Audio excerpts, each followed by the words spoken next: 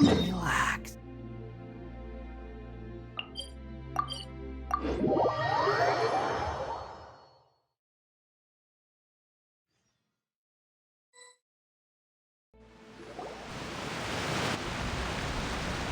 Hey, traveler. Paimon.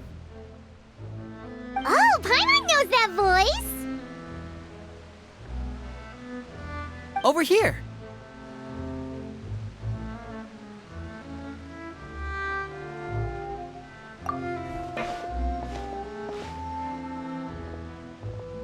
To borrow one of the more popular turns of phrase at the moment, this appears to be quite the fated reunion. Running into you two out of the blue like this has really made my day. I certainly wasn't expecting it. You can say that again. What brings you to Poisson?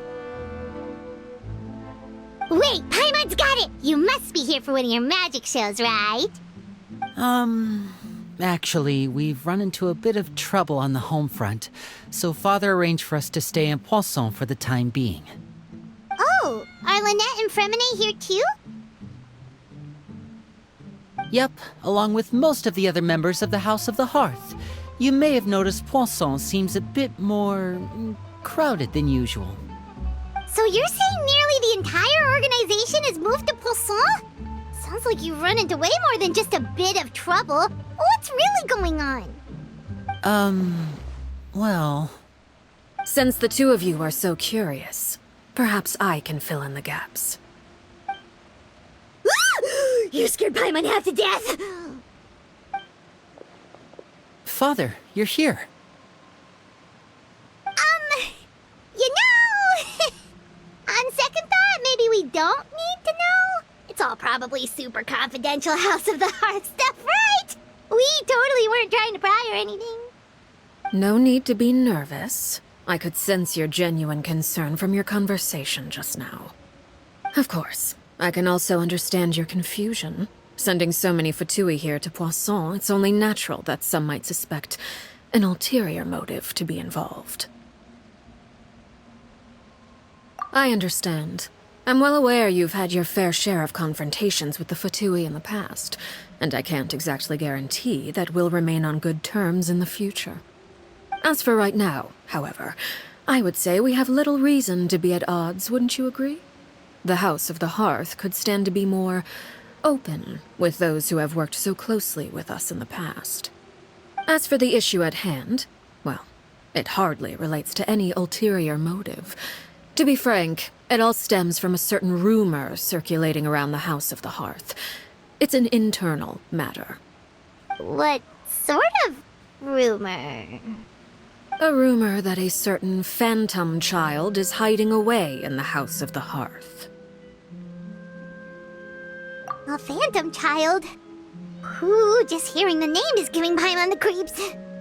A spirit that should have long ceased to exist is lurking in the shadows of the House of the Hearth. So I decided to bring the children to Poisson before continuing to investigate the situation. I expect I should be able to track down the spirit fairly quickly. After that, it's just a matter of resolving the situation, if you will. It shouldn't be much trouble at all.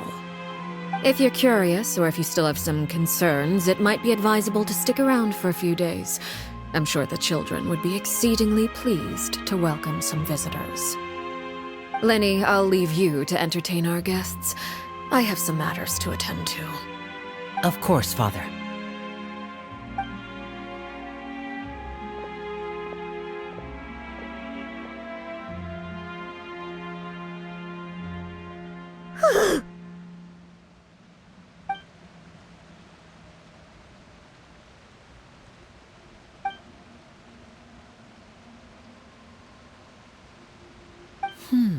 It has long been a dream of mine to invite you to our home and introduce you to my other siblings.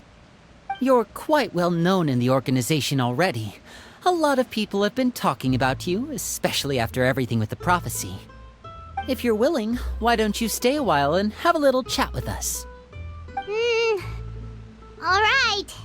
We don't have anything else to do right now anyway. But let's be clear, we're just gonna be there as guests, okay? Don't get any funny... Oh, wait a second.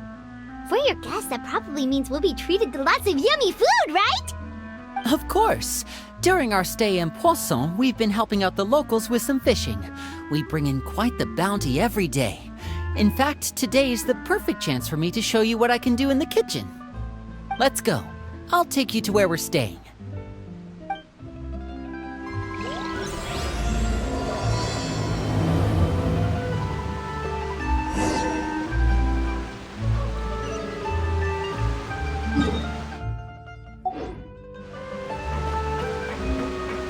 Behold!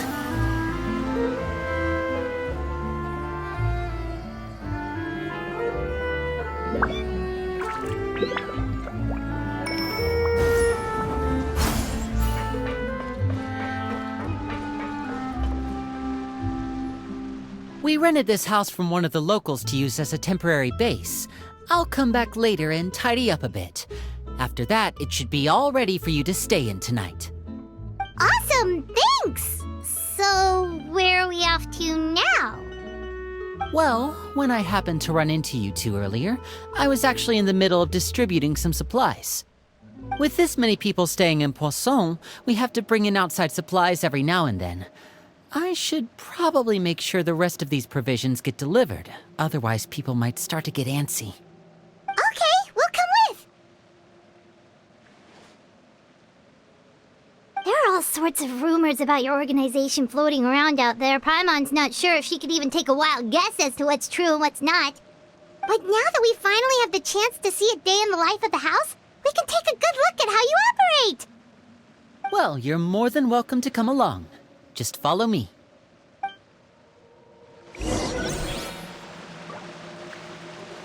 The wind rises.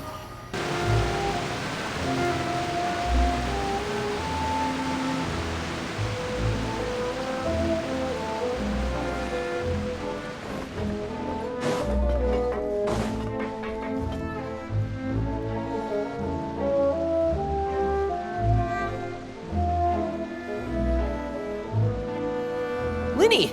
We're finally here. The supplies. I'm assuming you've... Brought them with me? Yep, here you go. Hello? Something caught your eye? It's the Traveler in Paimon! No way! Come here, everyone! Hurry! The Traveler and Paimon are here!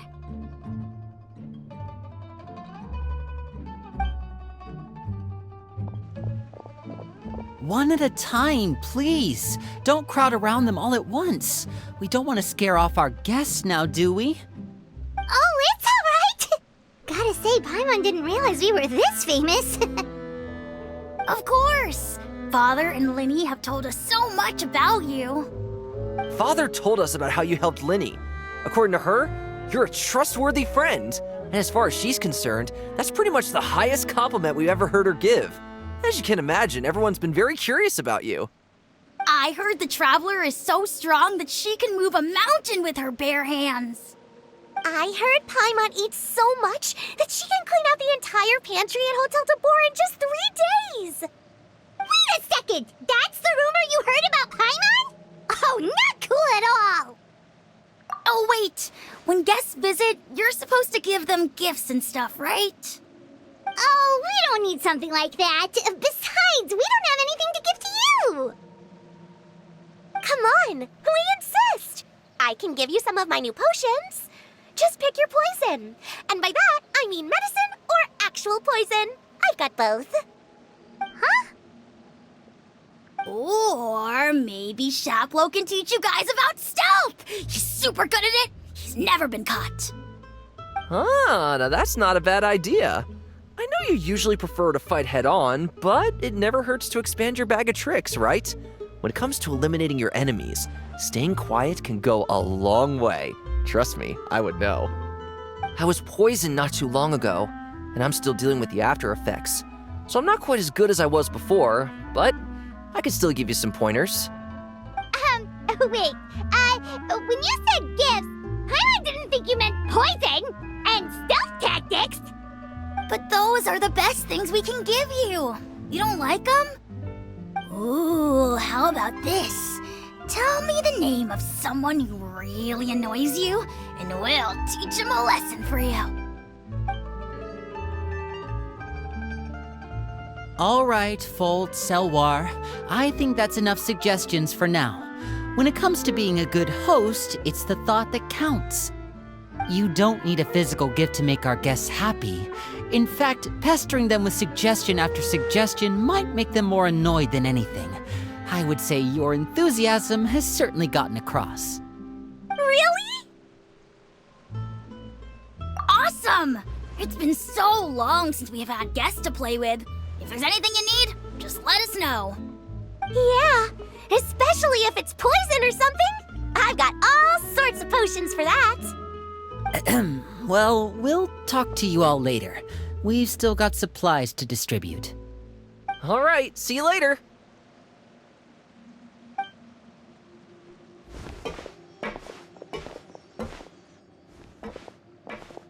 Bye!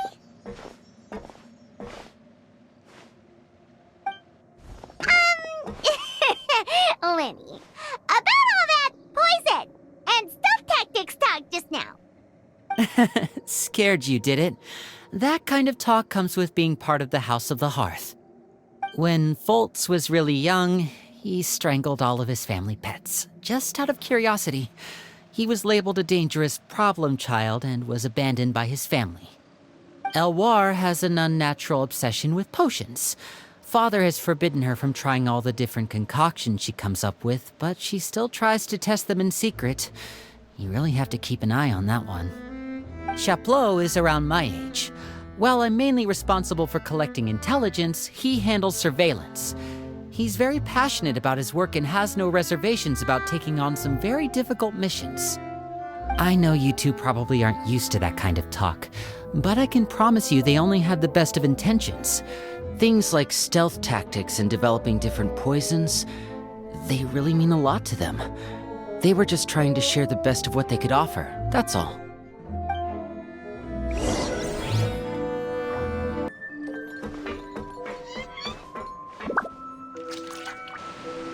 Filial, supplies are here.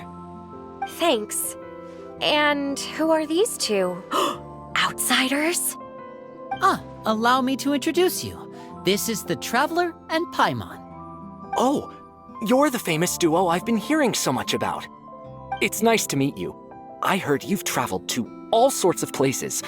Is that true? Of course, we're making our way all across to that. Oh, good for you. You must be pretty familiar with Fontaine by now, then. Have you seen the new opera that started running recently? I think it's called... The 4,000 Thieves? Oh, this is the first we've heard of it. It seems like it's going to be fantastic. From what I've been able to tell from the posters, anyway. You should definitely check it out if you have the time. Oh, and there's The Blind Maiden, too. That one is supposed to have audience interaction. Seems pretty interesting. After this mission is over, I think I'll go get a manicure. Oh, maybe I should dye my hair. Wonder how much it'll cost. Is it just Paimon, or do these two seem much easier to get along with than the others? Looks like the House of the Hearth has some normal members after all. I heard that. Oh! Oops. I'm guessing you're referring to Foltz and the others? Yeah, we're definitely not all like them. I bet those crazies are practically foaming at the mouth right now. I'm sure they just can't wait to get back to Snezhnaya to carry out the plan. That's enough, Filial.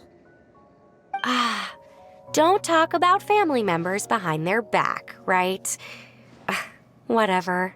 Let's go. Guess this is goodbye then. If you ever have some time, we should go see the opera together.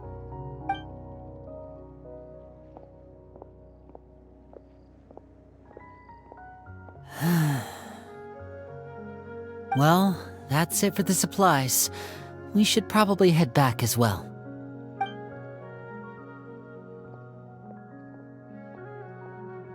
Well, they didn't seem too happy with each other.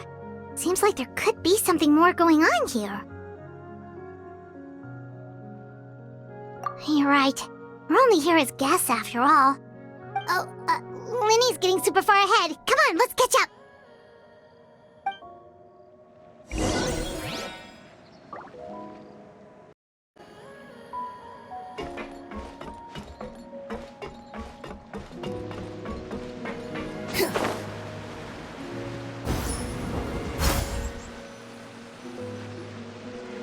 So, what do you think of the members you've met so far? Well, Father is always encouraging us to be strong-willed and independent. So if there's one thing we've got, it's people who aren't afraid to speak their mind. Well, I should probably get cooking. Wanna join? Of course! Then let's head out and... Huh? Fremine? What are you doing here? Well, Hey, nice to see you again! you too. I heard you're here as guests of House of the Hearth. Welcome. We were just going to make some food. Why don't you come along? I could use some help in the kitchen, and I seem to remember you mentioning you wanted to make seafood soup for the traveler in Paimon. Seafood soup? Oh, Paimon's drooling already. Were you looking for something just now, Fremine? Maybe I can help. It's nothing. I just wanted to see if there were any extra supplies. Yeah, we've got some left over. What do you need? Some food and water, and some clean cloth, if possible. No problem. Give me a second here. Food, water... Wait a minute. What do you need all of those for?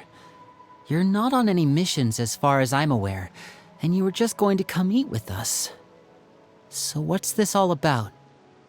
I thought I'd grab an extra portion because I get hungry at night. Could be because I'm growing, you know, and... Fremine. You remember what I told you? You're not like me. Your lying skills still need some work. Tell me what's going on. Is it really bad enough that you have to keep it from your own brother?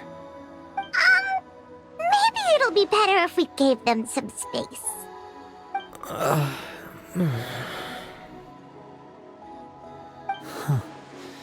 This is the first time I've seen that kind of look on your face.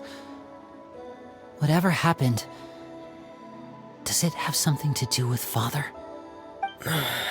Yes. Just follow me.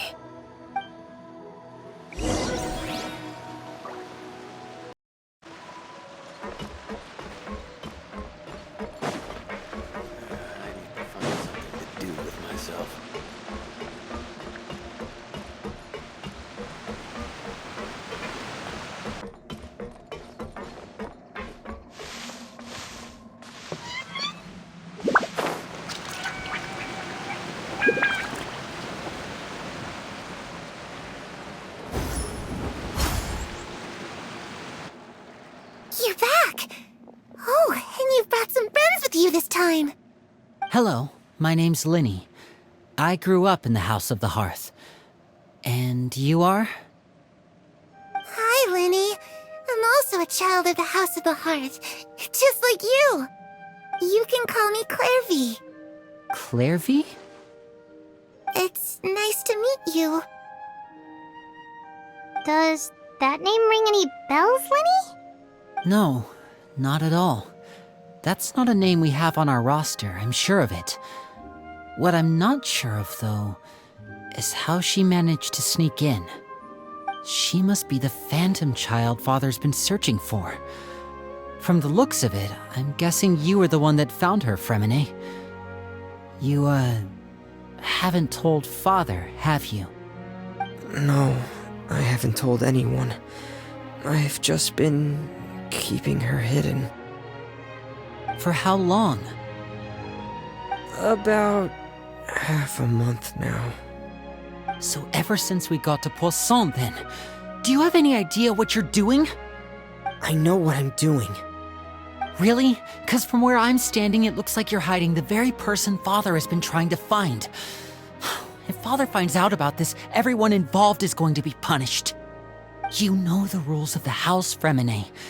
I know you do. Father doesn't tolerate any form of betrayal. So why are you doing this? I've thought it through. And I just can't hand her over like that. Linny, don't you remember last year? Chapleau nearly died after getting poisoned during that one mission.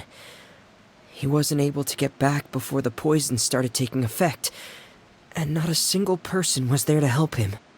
That night, while I was sleeping, I heard a voice telling me to go save him. I opened my eyes, but I couldn't find the source of the voice. I thought maybe I was just hearing things, but I went to look for him anyway. Luckily, I got there with enough time to save his life. That feeling of being haunted, of hearing voices, it's happened many times in the House of the Hearth. I'm sure you've noticed. So what you're saying is, that was her? She was the one who spoke to you that night? Unless there are other spirits roaming around the House of the Hearth, I don't think there's any other possibility. If Clairvy were our enemy, it wouldn't matter whether she was a spirit or an actual child. I would have acted without a second thought, because that's what Father ordered us to do. But she's been living with us, helping us from the shadows all this time. I think that makes her family. I couldn't just hand her over to be dealt with. Not when there's so much we still don't know. So what's your plan then? You can't keep her here forever. Someone is bound to find out eventually. I haven't thought that far yet. I don't want to disobey an order from Father, but I also don't want to put Clairvy in danger. Come with me. There are a couple things I'd like to say to you in private.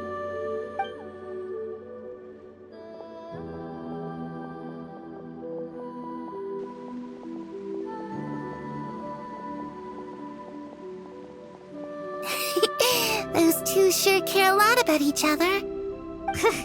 Well, they got a funny way of showing it. From where Paimon was floating, it sure seemed like they were about to bite each other's heads off. No way! They have a really deep bond. I could tell right away, because I also have a friend like that. I just don't know how long that kind of bond can last. The darkness in the house runs deeper than you can imagine. No one can get out alive.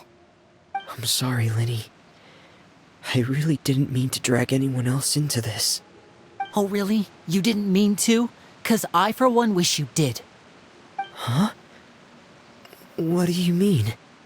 You know, when we were younger, you didn't call me Linny. You called me brother, just like Lynette. We grew up together, the three of us. We were all orphans, all rescued by Father. Of all the siblings in the House of the Hearth, I think our bond was the closest. Later on, when you started calling me Linny, I wasn't actually surprised. After all, Lynette and I are related by blood. We've had to depend on each other to survive long before we joined the house. Linny, The darkest and most difficult moments of my life happened before you and I had ever met. I'm sure that's true for you as well.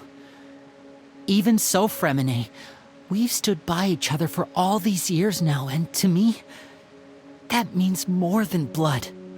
You and Lynette are the most important people in my life. No one can replace you.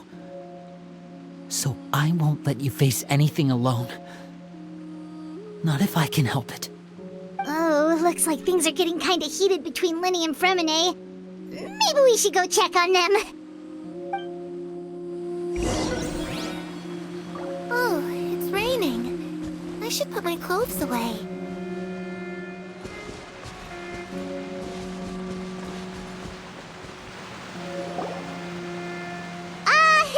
Hey, you two! Hope we aren't interrupting anything. Like a fight, or... Oh, wait a minute, Fremine. You're not crying, are you? Is everything all right? Everything's fine. Thanks for asking. Well, we're all friends here, right?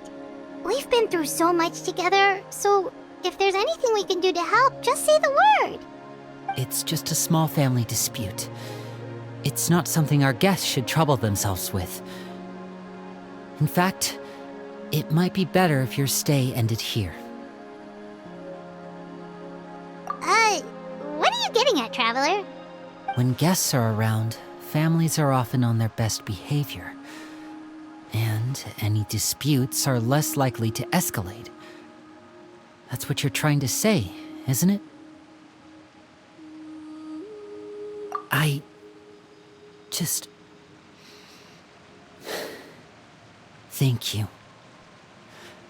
I was really hoping to keep you out of it. But even if I could think of some other reason to turn you away, I'm not sure I could convince you. I know things could turn dangerous, so I promise you this. From now on, I'll protect you like my life depends on it. Me too. Well, back to the matter at hand then. If we don't plan on handing Clairvy over to Father, then our only other option is to solve the mystery of her identity before Father is able to track her down. That means finding out where she came from and what she's doing here. Then we can send her on her merry way and pretend like none of this ever happened. I've tried that already. And? And... nothing. I tried taking her somewhere really far away, but... after some time, she just reappeared. She even came with us all the way to Poisson. It seems like wherever the house is, she follows. I don't know much about spirits. Do you two have any ideas? Let's see here. Paimon remembers hearing something like, if you fulfill a spirit's last wish before they died, they'll let go of whatever's keeping them here and return to the ley lines. Oh, it's just that Paimon doesn't really remember where she heard that, so it's not guaranteed to work or anything. Well, sounds like it's worth a shot. Guess that means we should go ask her about her wish.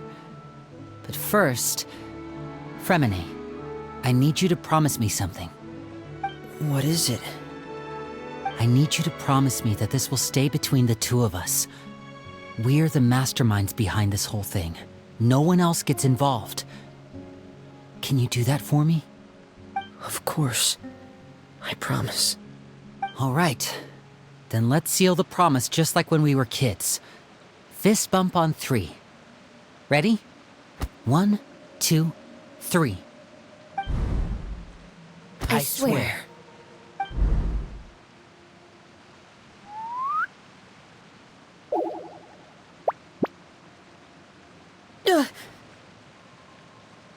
Whoa! Lynette! But what a surprise! What brings you here, dear sister? And, when exactly did you get here?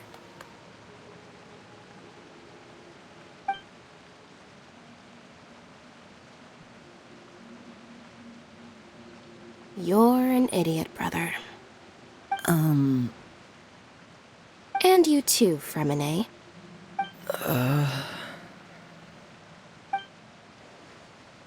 You 3, Traveler. And you 4, Paimon. Wait, what did we do? I've seen Clairvy around the House of the Hearth before. I hadn't seen her in Poisson, so I figured she must not have come with us. But it turns out you were just hiding her. I heard you talking about your plan.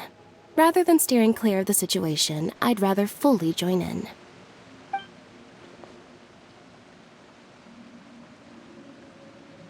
If you don't agree, I'll have no choice but to report everything back to Father.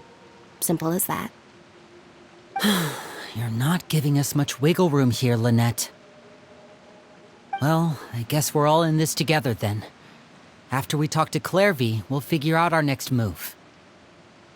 There's no time to lose. Let's go.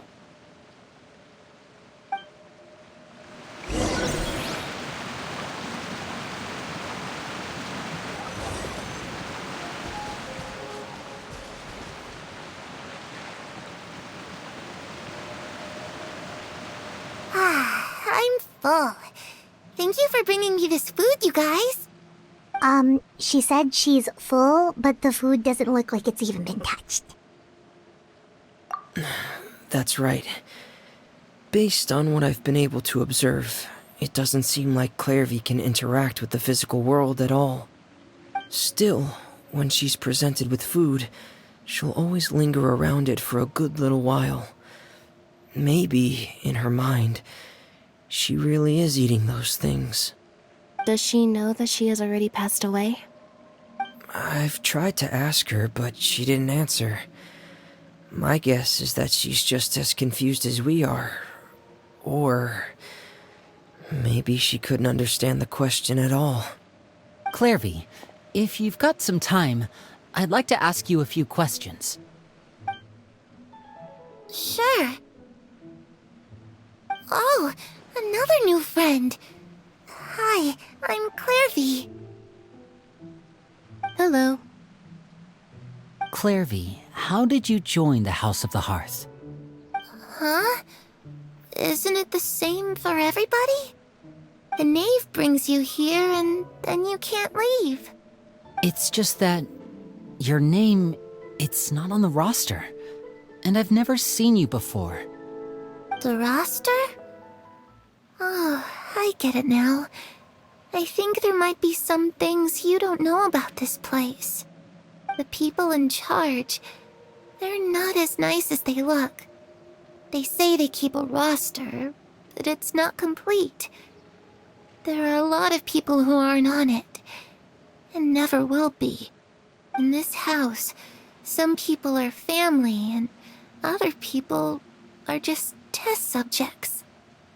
Those kinds of people aren't ever going to get a place on the roster, unless it's the roster of people who've been executed. Wait, does that mean the knave... She... Is there anyone that can vouch for you? Perry, she's my best friend. She's the only one I trust in this place. Have either of you heard of that name before? No. Me neither. Clairvy, Perry. Neither of those names are on the roster. But it seems like she's telling the truth. Either that, or this kid's already got a bag of tricks bigger than mine. Maybe we should try a different approach. Clairvy, do you have a wish? A wish? It can be anything you want. Just imagine. It's your birthday, you're blowing out the candles, and your wish is...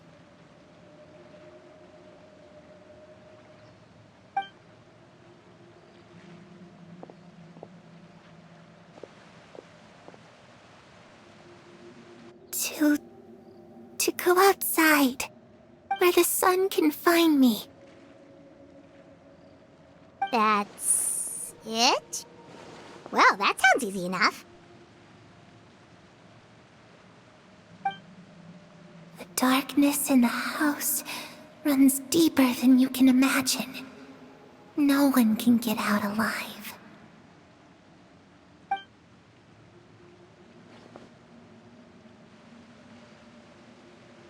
Okay, time to divide and conquer.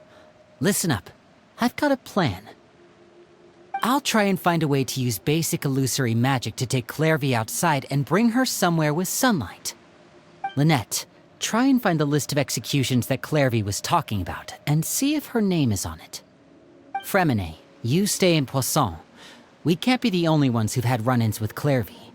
I need you to collect intel on everything she's said and done. Understood. I'll try my best. What about us? What should we do? I really appreciate your willingness to help, but this is a family matter. I don't want to drag you in too deep. It's too risky. Let me think. Since Father considers you to be guests, maybe you could stick by her side for a little while. You don't need to do anything except keep up some nice, casual conversation. Ah, Paimon gets it. You want us to distract her. I'll give you a magic bird. If Father suspects something, all you need to do is release it when she's not looking, and it'll alert me that something's wrong. Of course, that's only as a last resort. If Father doesn't seem to notice us, there's no need to make contact. We'll reconvene here tonight after all's said and done. If the worst-case scenario happens and we're discovered, just tell Father everything. We're not going to let our guests get punished for our own actions. That's where we draw the line. You too. Okay, this is where we part. Father should be at the beach nearby.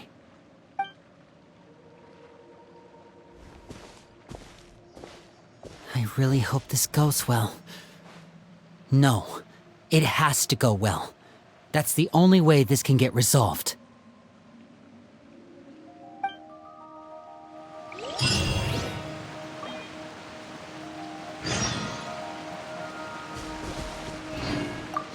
Clairvy, I'd like to take you somewhere.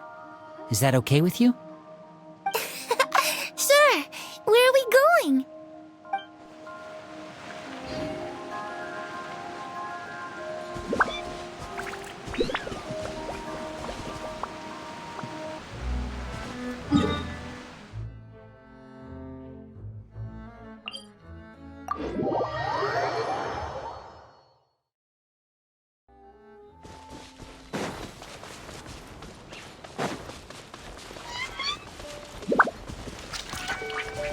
The wind rises.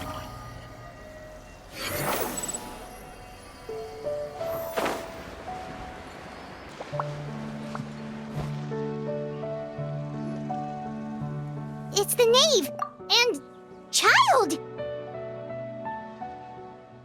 Hey, aren't you supposed to be in Snezhnaya recuperating? What are you still doing in Fontaine? Oh, it's you two. I didn't expect to run into you here. I was unconscious for quite a while after the fight in the Primordial Sea. After I woke up, I realized I was being taken back to Snezhnaya, and well, I couldn't have that now, could I? Not when I've still got unfinished business here in Fontaine. So, I mustered up all my strength and made the journey back on my own. What sort of unfinished business are we talking here? It has to do with Skirk, my master. I really wanted to meet up with her, but by the time I got back, she had already left. I still have so many questions for her. Without any other leads, all I could do was ask the knave to help me track her down. She must have left behind some traces from her time in Fontaine. Oh, okay, so have you found any clues? Unfortunately, no. While the House of the Hearth is adept at collecting all manner of intelligence, certain existences can still manage to escape our purview. Basically, unless Master feels there's a need to meet with me, she's not going to be found. But that problem has an easy fix. I just need to become stronger, and then... Paimon thinks you should focus on getting better first. The worst of it is over. It's all thanks to that one kid from the House of the Hearth. Elwar, I think her name was. She gave me a bunch of random potions to drink. They didn't go down easy, let me tell you. Pain and chills all over. But they really did help speed up my recovery. And that's good, because it looks like I really do have to head back this time. The old man's been putting the pressure on me. He sent someone to tell me I'm needed for some sort of project. Project Stuja? Yeah, that's the one. I heard Regrator's involved too. I'm not looking forward to having to listen to all his monologuing, that's for sure. Hey, maybe you could think of a way for me to stay in Fontaine for a little longer. Helping Linny and the others brush up on their fighting skills would be far more interesting. If you and I could spar, that would be even better. I've been waiting for a chance to see you go all out. And what a sweet little daydream that is. But I also have a role to play in all this. I'll be leaving Fontaine shortly as well. Besides, considering how little they see fit to step outside the homeland, being called on to return to Snezhnaya by such illustrious dignitaries, what a great honor. Wouldn't you agree? One I could do without, I'd say. Is it just Paimon? Or does it kind of seem like they're... So, dear guests of the House of the Hearth, to what do I owe the visit? We just... Right! We're super close to Linny and the others, but we still don't know much about you! Is that so? Introductions have already been made, have they not? Oh, you see? There's only so much you can learn about someone from a short introduction. At least tell us something a little extra, like... Why do you call yourself father? Good question. I'd also like to know. The fact that you have to ask tells me our intelligence work has been quite successful. Telling you the answer to that question would only serve to undermine that success. And we can't have that, now can we? Spoken like a true diplomat. That was some expert sidestepping right there. Well, if there's nothing else, I think I'll take my leave. I still have a small matter to resolve at home. Wait, don't go!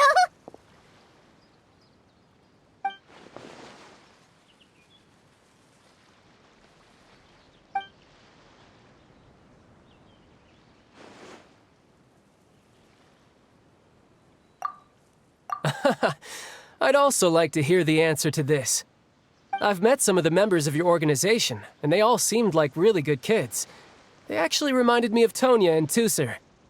Which, by the way, if you ever betray them, I'm just letting you know, I won't let you off easy. And why would I betray them? Well, you've already betrayed the House of the Hearth once, haven't you? At least, that's what I heard.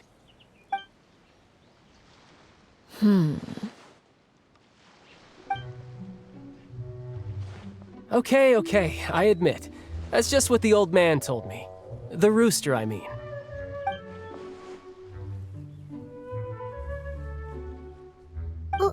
Wait, did you really do something bad to those kids? Never mind what I've done. I'm more curious as to what the mighty rooster had to say. Care to enlighten me? Well, nothing much. Just some stuff about you taking out many other members of the House of the Hearth, and even going so far to attack your own family. I see. Based on your reaction, I'm guessing it's all a bunch of lies. Hardly. I don't appreciate his particular turns of phrase, but I suppose he didn't say anything untrue. Although, it would be more accurate to say that there is a certain level of prejudice involved, but I don't intend to clear that up just yet. Prejudice has a funny way of concealing the real truth behind certain things, an attribute that I find to be quite advantageous. Call yourself a Fontanian, for example, and people will assume all sorts of things, when the real truth is that this is simply the land where I was raised. Huh? You're not actually from Fontaine? But then why did you try to help out with the prophecy and everything? I was trying to protect the children born in Fontaine. Claiming that I myself was a Fontanian simply made it easier to operate. People would hardly suspect a fellow Fontanian of having any ulterior motives. Who wouldn't want to save their homeland after all? The primordial sea wouldn't have any effect on me, but it would have caused great harm to the House of the Hearth. Well, you wanted extra information, didn't you? There you go. I hope that satisfied your curiosity.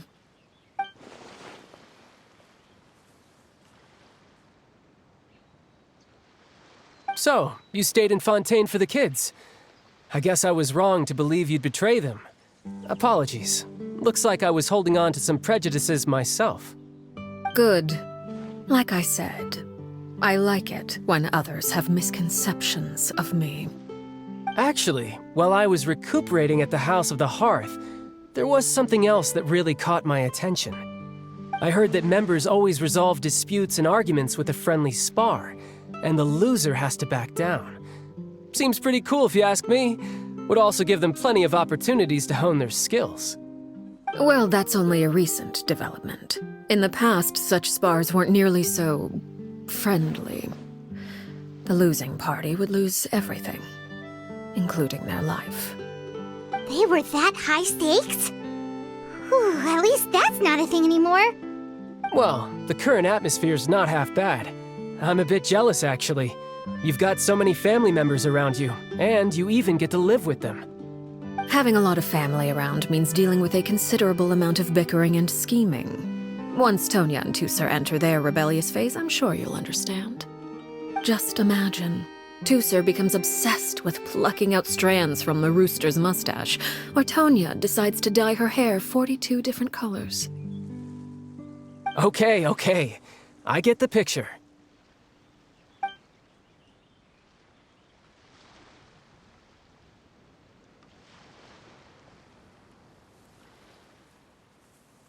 Well, would you look at the time? I should probably get going. Traveler, Paimon, I'm not sure where our paths will cross next, but the next time we run into each other, we should definitely try and find some time to spar. Again,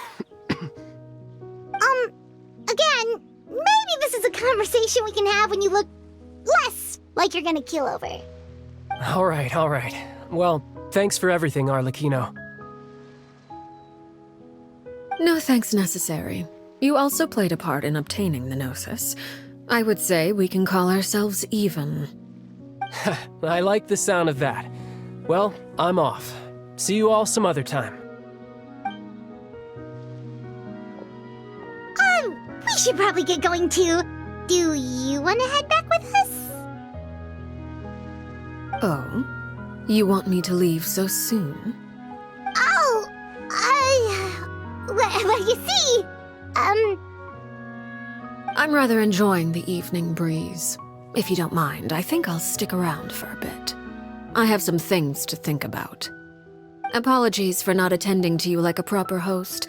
Please forgive this slight. I do hope you'll have a pleasant stay. We managed to keep her distracted until nightfall. Good thing Child was there to keep the conversation going. You don't think she suspected anything, do you? Oh, I wonder if Liddy ran into any issues. Let's hurry back and see how everything went. Oh? You decided to stay a little longer? Let's take in the ocean view together, then.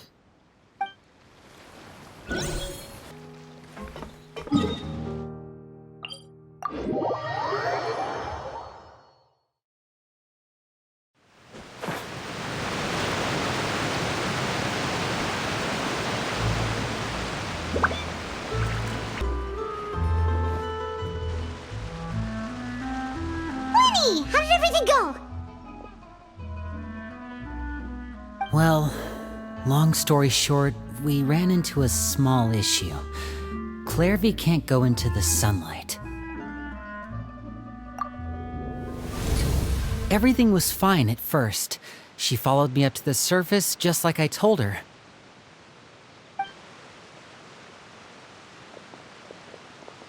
But as I led her out of the shadows and into the sunlight, she vanished. I turned around and there she was, standing at the edge of the shadows, silently watching me. Huh. Maybe she's afraid of sunlight, or... No, it wouldn't be her wish if that were the case. Well, we could always try pushing her into it. Oh, true. I've pretty much tried it all already. Nothing worked. Eventually, the sun went down, so all I could do was bring her back here.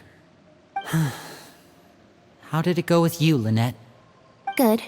I've got the list. It's right here. Really? Well, what are we waiting for? Let's take a look!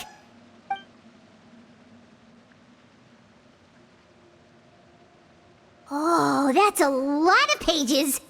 Oh, it's gonna take forever to get through it all. We can each take a section. Here. La Pouillade, L'Endroit, Chambel, Horaire.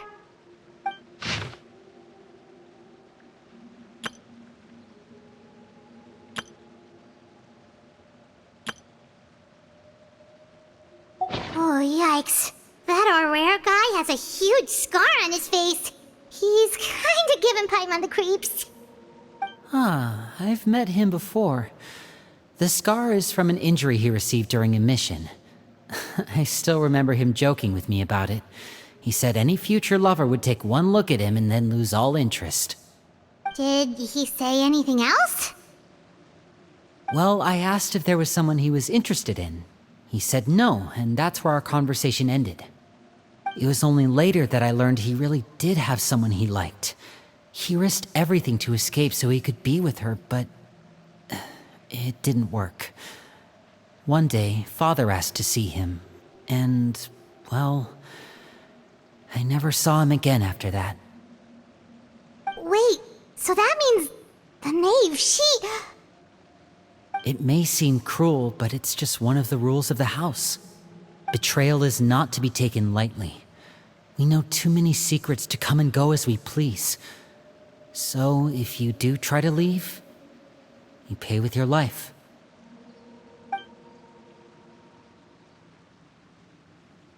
Her name's not here, huh? Well, that's not too surprising. It doesn't seem like this list is complete. It only contains records dating back around 5 years. Let's shift our attention then. Fremine, were you able to find anything out?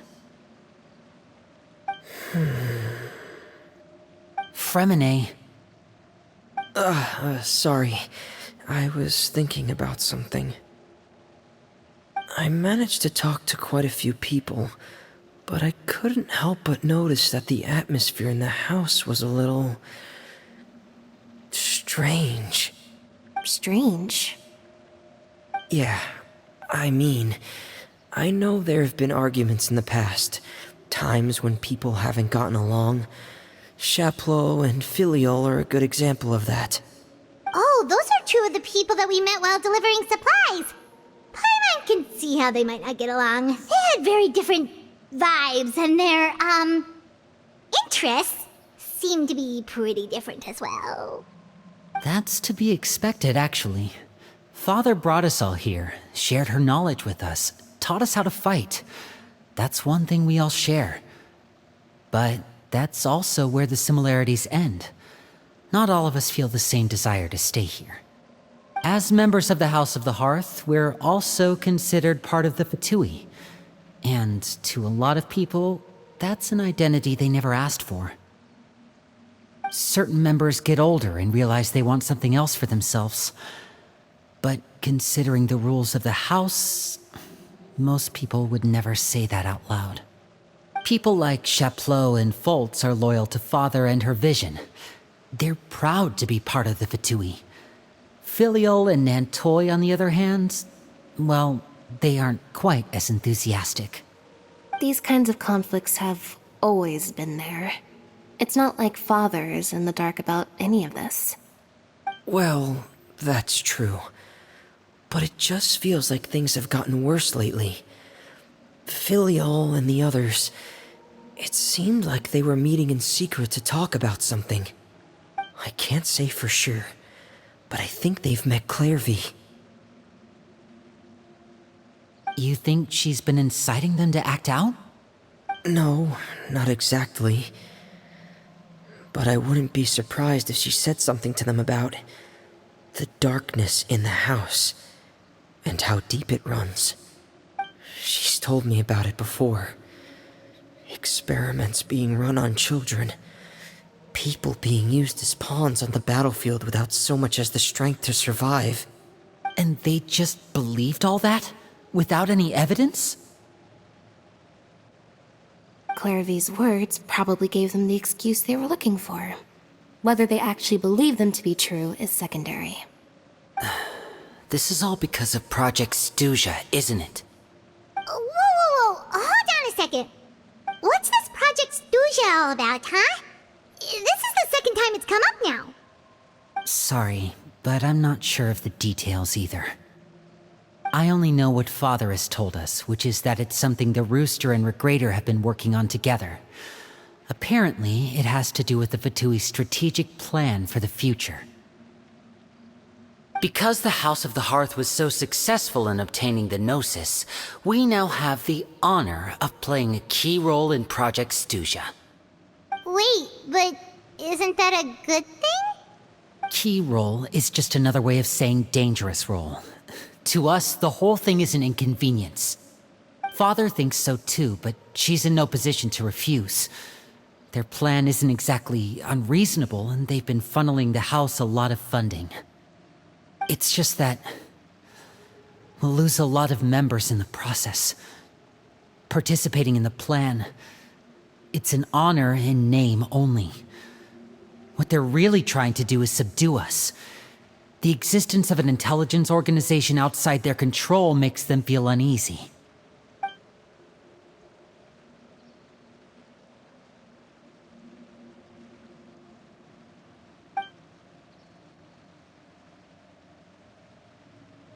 Okay, super complicated top secret Fatui business aside, what does all of this have to do with the conflicts you were talking about earlier? Paimon doesn't get the connection. External pressure has a way of exacerbating internal strife. You can't overlook the power of fear either. People are afraid of dying, and that fear is often the impetus for a lot of stupid decisions. I thought resolving the Clairvy situation would make everything go back to normal. But it looks like things are more complicated than I thought. If we leave Filiol and the others to their own devices, sooner or later, Father will be forced to take action. We can only focus on one situation at a time, brother. You're right. Even if we confront Filiol and the others, it won't do any good. It might even make matters worse. We should focus on Clairvy for now. Well, it's getting late. We should head back and get some rest. We'll try again first thing tomorrow. Lynette, you stick with me this time. Fremine, keep a close eye on Filiol and the others. Make sure they don't do anything they'll regret. Good work today, everyone. Have a good night, and I'll see you tomorrow.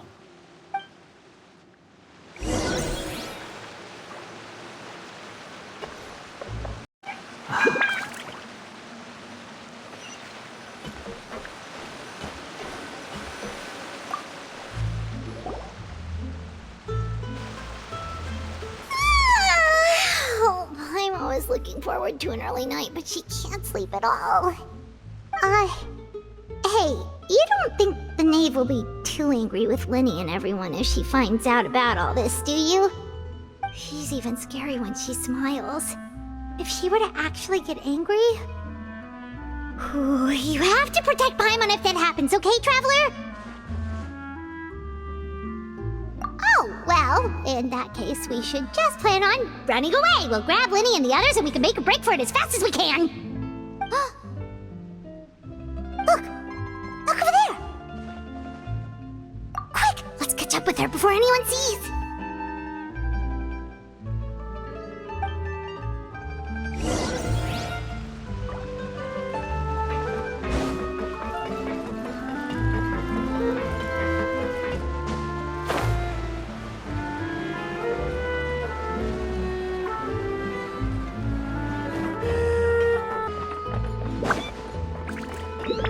Over there!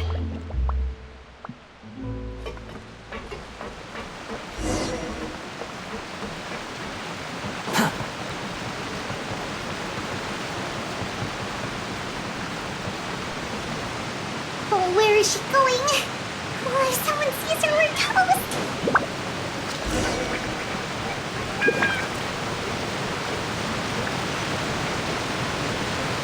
The wind rises.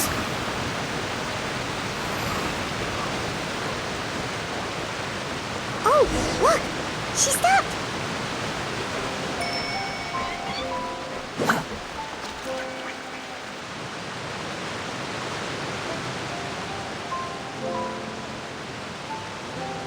Clairvy! Shh.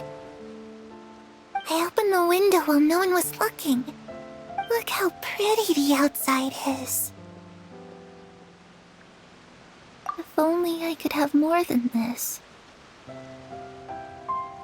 You probably think I'm being silly, huh? all this hopeless resisting. It's better to dream of what I could have than try to make it a reality, right? Please, help us get on the same page here, Clary. We need you to tell us what you know. Can you do that? Sure.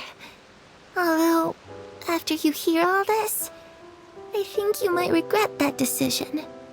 Everyone in this family is nothing more than a tool, something to be used and exploited. We're all expendable, including me. As long as you're useful, you get to stick around. Lose your value, and you're handed over to the doctor, experimented on, and given a fate worse than death. I've seen it happen again and again, and I've had enough. You're saying the knave did all that? It's just, that doesn't seem like something she would do. She's scary and all, but it seems like even she has lines she wouldn't cross. I knew you wouldn't believe me. Everyone thinks she's a good person. They all think of her like a real mother. Mother? But she doesn't deserve that title. She's disgraced it and tarnished it. And if I had things my way, I'd never see her again. If only Perry were here, she'd understand. Perry. There's that name again. Also, Paimon's getting a strange feeling. It almost feels like she's not really here with us. Paimon can't tell if she's actually talking to us or if she's mistaken us for someone else.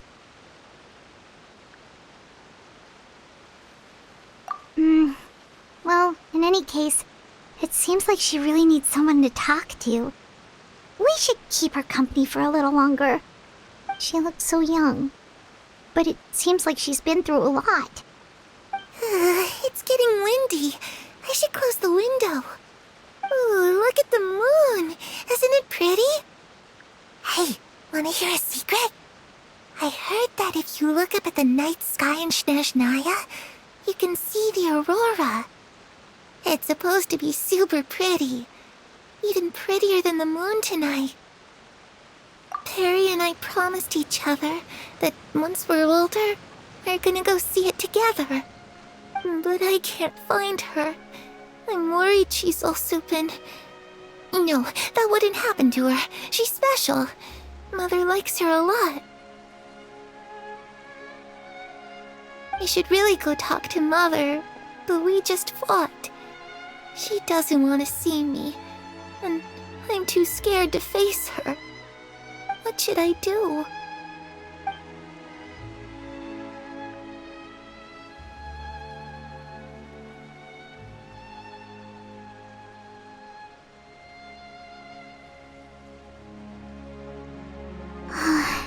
Paimon really doesn't understand what's going on with her.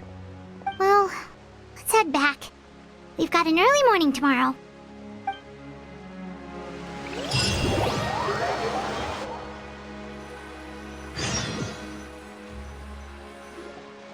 All right, looks like we're all here. Let's go ahead with the plan. Oh? What is it? What makes you ask that? Well, we kinda ran into Clairvy last night, and that's what she told us. We met the doctor back in Sumeru. He's super dangerous, and he's done all sorts of bad things. It's possible that Father and the Doctor have had certain dealings, but I don't think Father would work with him. We're not really on the same side, so there's not a lot of trust between them. That doesn't exactly set the stage for a successful partnership. I did hear, though, that when Father first became a Harbinger, the Doctor offered to work with the House of the Hearth. Father rejected most of his proposals, except for one. It had to do with some sort of secret experiment. Secret experiment? Could that be what Clairvy was talking about? I don't think so. I don't know any details about the experiment itself, but I do know it's an entirely independent operation. The Doctor only proposed a direction for the research. That was the extent of his involvement. I still don't think that counts as working together. The details of the experiment are confidential, but complete records are kept on all participants. That doesn't seem to be the case with the situation Clairvy referred to. I know you don't agree with some of the Fatui's methods, and I'm not asking you to. But I am asking you to trust us on this. The House of the Hearth has its own principles. There are certain lines we're not willing to cross. Alright, that's good to hear at least. Clairvy seems to think the knave and the doctor work together to do something horrible. If that turned out to be true, Paimon doesn't know how he would even face you guys. It's just that it doesn't seem like Clairvy is lying either. The easiest thing to do would be just ask the knave directly, but Paimon doesn't think she'd tell us.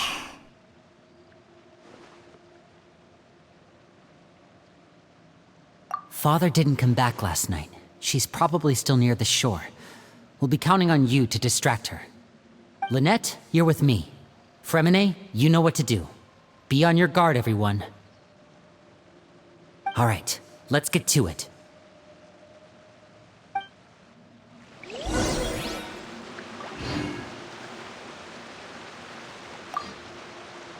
Where are we going today? Let's try somewhere further away this time.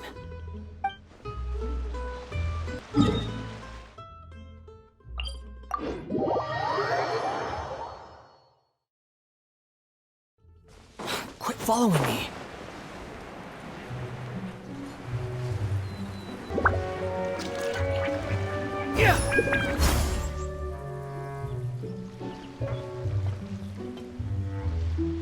Ah, it's you two again. I must say, you look a bit pale.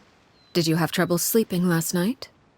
A little. Perhaps if you had less on your mind, you'd be able to absolve yourself of such troubles. So what are you planning to do now? Catch up on some sleep? Or should I give you some time to rack your brain for a topic to discuss before I ask any questions? Although I must profess to being curious. Without child here, how do you plan on distracting me? Us? Distract you? A good one. But no, we were just here for a chat. Looks like you could have used some extra time to think. No matter. If you don't have any other plans, why don't you accompany me somewhere? Don't worry. I'll be sure to steer clear of any scheming children. The ocean breeze is sure nice today. Children always think they can hide things from the grown-ups. But nothing gets past me. Least of all a little scheming. I think I'll let them have at it for a little longer. I can be very patient. Well, I'll leave you to think things over. If you're so inclined, meet me outside the Palais Mermonia. Good things come to children who do as they're told. So I do hope you decide to tag along. If only for your friends' sakes. What should we do? She clearly knows about everything we've been doing, and Paimon doesn't think it'd be a stretch to say she was threatening us just now.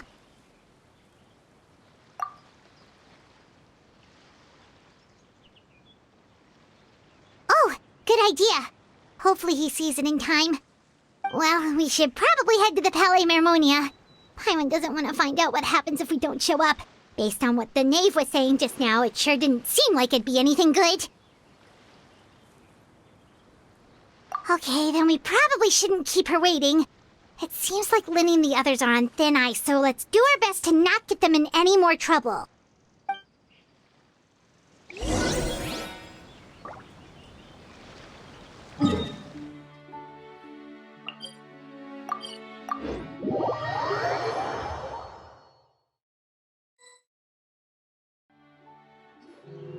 Seeing as we still have some time before my meeting, we might as well enjoy some pleasant conversation while we wait. I'm glad to see you get along with my children. Being surrounded by good companions is necessary for a child's development. You're not planning on doing anything to them, are you? I assume you're referring to Lenny, Lynette, and Fremine. Although, there's that situation with Filial and Nentoy as well. It appears quite a few people have been acting out lately. No matter. I'm not one to discriminate. All those who betray the house meet the same fate. There are no exceptions. Does that mean you're going to kill them? Oh, are you here to beg for their lives? I'm sorry to disappoint, but the rules of the house change for no one. In my organization, everyone is responsible for their own actions. But don't you care about them at all? They really respect you. They even call you father. You must feel something for them. Any organization in which feelings come before principles is one destined for ruin. The House of the Hearth is hardly an exception. You could say our principles are more stringent than most. Perhaps I can offer you this consolation at least. As our guests, you two will not be held accountable along with them. I would imagine Linny, Lynette, and Fremine will be able to keep their lives. As for Filial, Nentoy, and the others, I'm afraid there's little I can do. They can try to escape, but once you know our secrets, there's no getting out alive. But that's awful. Ah, you seem concerned. Out of consideration for my guests, I suppose I could turn a blind eye for a little longer. If Linny and the others manage to dispose of Clairvy in the meantime, all evidence of their wrongdoing will be lost. In that case, I could hardly punish them for something I couldn't prove. If their efforts are unsuccessful, on the other hand, all will be held accountable, and the punishment will be severe. Of course. Oh, and here, I believe this belongs to you. Do try and keep better track of it next time. It takes a considerable amount of time to train a bird like this. It would be such a pity if you were to lose it. Permanently. Wait, where did you get that? Well, I'm afraid that's all the time we have to chat. Now, for the matter at hand. I asked you to meet me here because I have business at the Palais Mermonia. It has nothing to do with you, but I think it would be prudent for you to stick by my side for the time being. There will always be time later to run off and tell Linny what you've learned. Well, time to go. Looks like we wrapped things up just in time.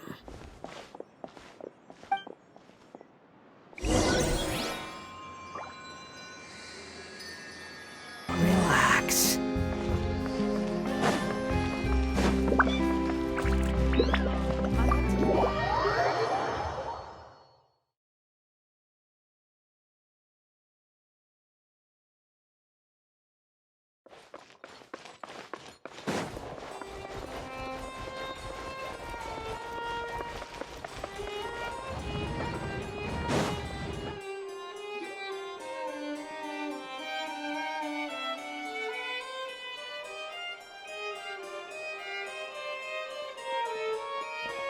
It's been a while, Monsieur Neuvillette.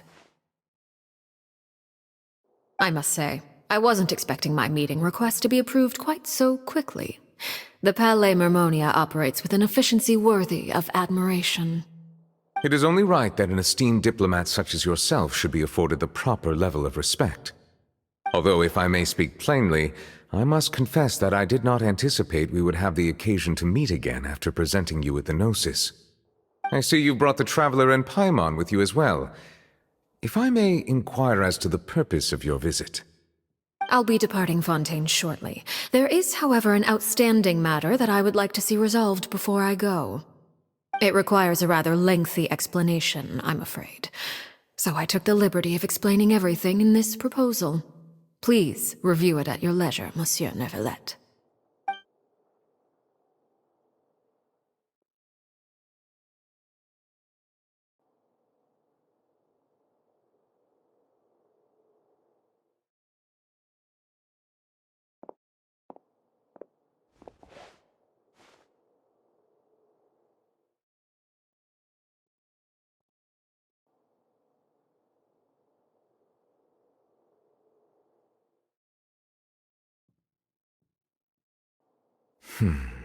I understand your request. However, at the risk of causing offense, I must admit that I fail to see why you would wish for such a thing. I heard you have a certain fondness for water tasting, Monsieur Neuvillette, so allow me to use water as an analogy. A family is like a large body of water with countless rivers flowing in and out. As someone who watches over this system, I would hope that each river that flows from the source will eventually reach the ocean. Of course, objectively speaking, I know this is impossible. Most of the rivers will dry up along the way, disappearing into the ground and leaving nothing but a barren riverbed behind. Not all rivers are destined to reach the ocean, but I would not see their existence rendered meaningless. I believe the water that flows within them is simply meant for a different destination, like a field in need of irrigation.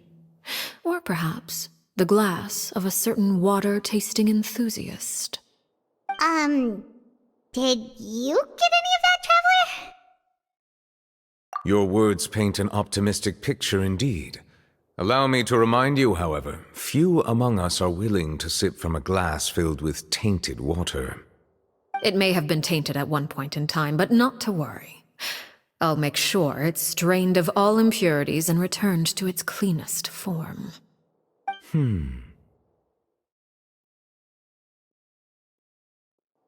I seem to recall there being a transactional aspect to your proposal. Perhaps you could expound on that? If you accept my proposal, Monsieur Neuvillette, I will gradually withdraw my forces from Fontaine. And, unless absolutely necessary, I will no longer carry out any special missions within Fontaine. I presume I can take your words to mean that, in the future, cases similar to the Tartuffe assassination will cease to cross my desk? Tartuffe? Ah, that thief who embezzled funds from all those charities, you mean? My deepest condolences to his family, but without any evidence, I cannot imagine how the House of the Hearth might have been involved in his passing. Of course, if you accept my proposal, Monsieur Neuvillette, I'm sure certain measures could be taken to reduce the frequency of such troubles. You choose your words carefully indeed. In that case, I am inclined to accept your proposal. My thanks for your generosity, Monsieur Neuvillette. Well, with that settled, we should be going now. I took the liberty of bringing along 2 bottles of spring water from Snezhnaya for you to enjoy. I do hope I get the chance to hear your impressions. Perhaps at our next meeting? Yes? Indeed. I trust you would not overlook your commitment in the meantime. All right, Traveler Paimon. Time to go.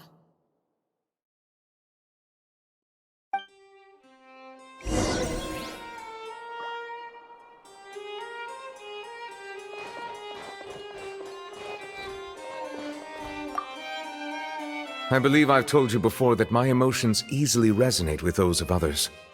Yet in the few meetings I've had with that Harbinger, I haven't been able to sense any aspect of her emotional state. Her mind is like a still body of water. Who knows what darkness lies in its depths, and the lack of ripples on the surface gives nothing away. It's unclear whether this is her natural state of being, or whether it's an incredible strength of will that gives her the ability to master her emotions. Either scenario, however, suggests she is a very dangerous individual. I do not expect an explanation as to why you two are by her side. Whatever your reasoning, I would only advise you to take caution.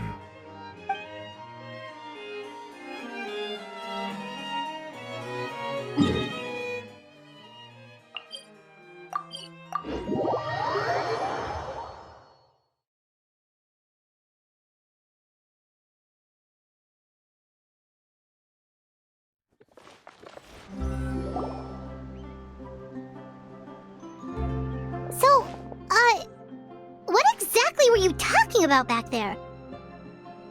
Paimon only heard you mention some rivers, a large body of water, and then some kind of irrigation scheme. You really want to know? I would imagine there might be more pressing concerns at the moment. Winnie, Paimon really hopes everything's going okay.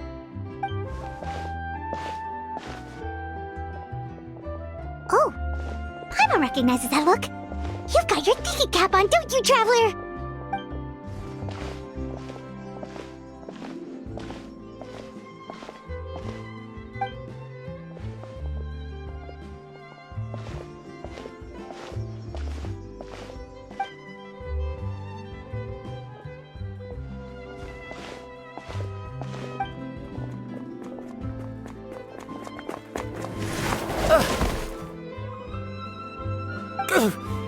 Oh, shoot.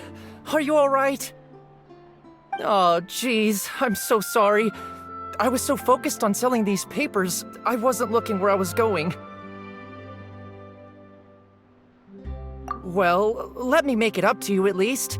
Here, take this paper. On the house.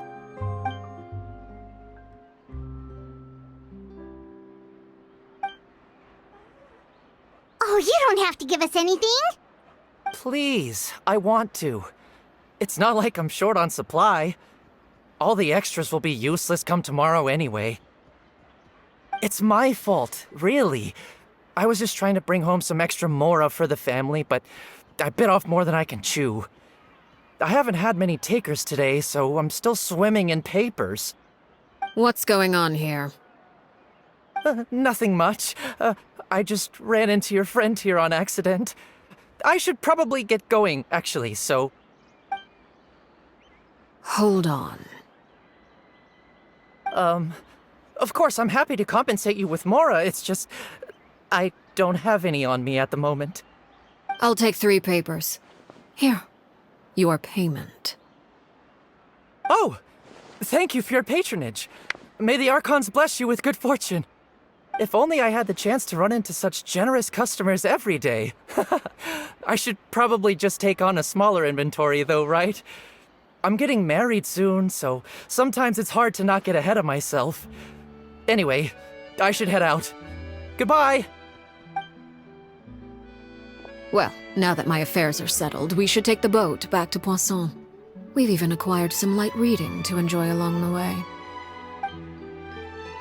Actually, why don't we stick around for a little longer?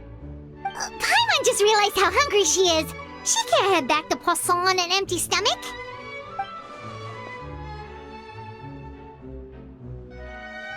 It appears you two are under the impression that delaying our return will somehow alter the situation in your favor. I'm sorry to ruin your fantasy, but your efforts are meaningless. That being said, I could be persuaded to give Linny some extra time. I just have one condition. If you agree to my request, I'll even answer some of your questions. You're quite curious about Claire V, are you not? And my relationship to her. Wait, why are you being so generous all of a sudden? You're not gonna ask us to do something bad, are you? You overestimate yourself. You don't have the talent for bad things. Then what can you possibly... The most important consideration in a negotiation is that both sides receive something they want. Demands and threats only get you so far. Wonderful. Here it is. When the time comes, make the choice that you deem most appropriate in the situation, and lend your help to the House of the Hearth. Okay, sounds normal enough. But what do you mean, when the time comes? When is that supposed to be? That is for you to decide. Then we have a deal. Follow me.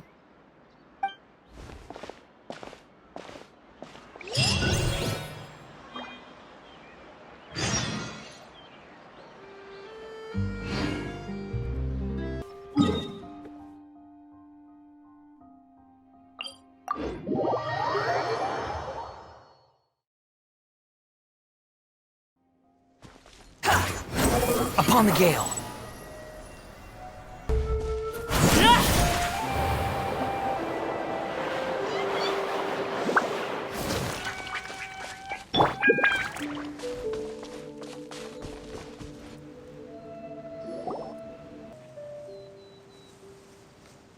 What is this place? Somewhere long forgotten by everyone. It used to be a grand building. Now it's nothing more than a pile of rubble. No one comes here anymore, nor does anyone care about what once happened here. Although, this place does have something to do with the story I'm about to tell you. It was before I became a Harbinger, and before Linny and the others joined the House of the Hearth. Due to certain events, I first killed Clairvy and then her mother. And this is where it all happened. You were the one that killed Clairvy? Patience now. Allow me to explain Clairvy's side of the story first. I'll start from the beginning. Clairvy was 6 years old when she was brought by her mother, Crucibina, to live in the House of the Hearth. From the outside, it seemed like a fairy tale. A thriving family made up of kind adults and friendly children. Crucibina was the knave at that time, and the House of the Hearth was under her control. She was Clairvy's mother by blood, but she was also the mother to all the children in the house. Clairvy was happy here, for a time. But she quickly realized that being part of this family wasn't a fairy tale at all. It was a kind of purgatory. Purgatory? Exactly. The House of the Hearth takes in war orphans from all over Tevat. But as for how to raise them, that depends entirely on the person in charge. Crucibina came up with a novel idea. She would teach the children to fight, force them to duel each other, and then crown as the king of the house the child who proved themselves most worthy of inheriting her title. It's difficult to estimate the number of children who died or were maimed in the process. There's little I can say about the ones who died. The ones that emerged with permanent injuries, on the other hand, well, they still served a purpose. They would be handed over to the doctor to be experimented on, or sent away on dangerous missions. Nothing more than tools to be used and then discarded. So those were the experiments Clairvy was talking about. But what actually happened to her? You said that Clairvy was Crucibina's daughter, so if Clairvy tried to convince her to stop what she was doing, Crucibina probably would have listened, right? Despite being Clairvy's mother, Crucibina cared little for her daughter. She forced Clairvy to join the House of the Hearth only as a means to demonstrate her own impartiality as a mother, to prove that she treated all her children equally. Clairvy did try to convince her mother to change her ways, but it was to no avail. After her efforts failed, the only other option was to rise up and try to fight back. Unfortunately, the other children had already been thoroughly indoctrinated into the illusion of happiness Crucibina had created. Of course, there was one exception. Someone Clairvy's age who knew the truth about the House of the Hearth. Her name was Peruere. Wait, the friend that Clairvy mentioned? Friend, huh? I suppose we can call her that for now. Clairvy was a cheerful and passionate person with a tenacious spirit. Peruere, on the other hand, was rather cold-blooded. Her cold-blooded nature allowed her to see through Crucibina's facade. Yet, it was also this cold-bloodedness that prevented her from acting against it. At least at first. While Clairvy longed for freedom, Peruere was convinced that, amid all the fighting and violence, she would make it until the end.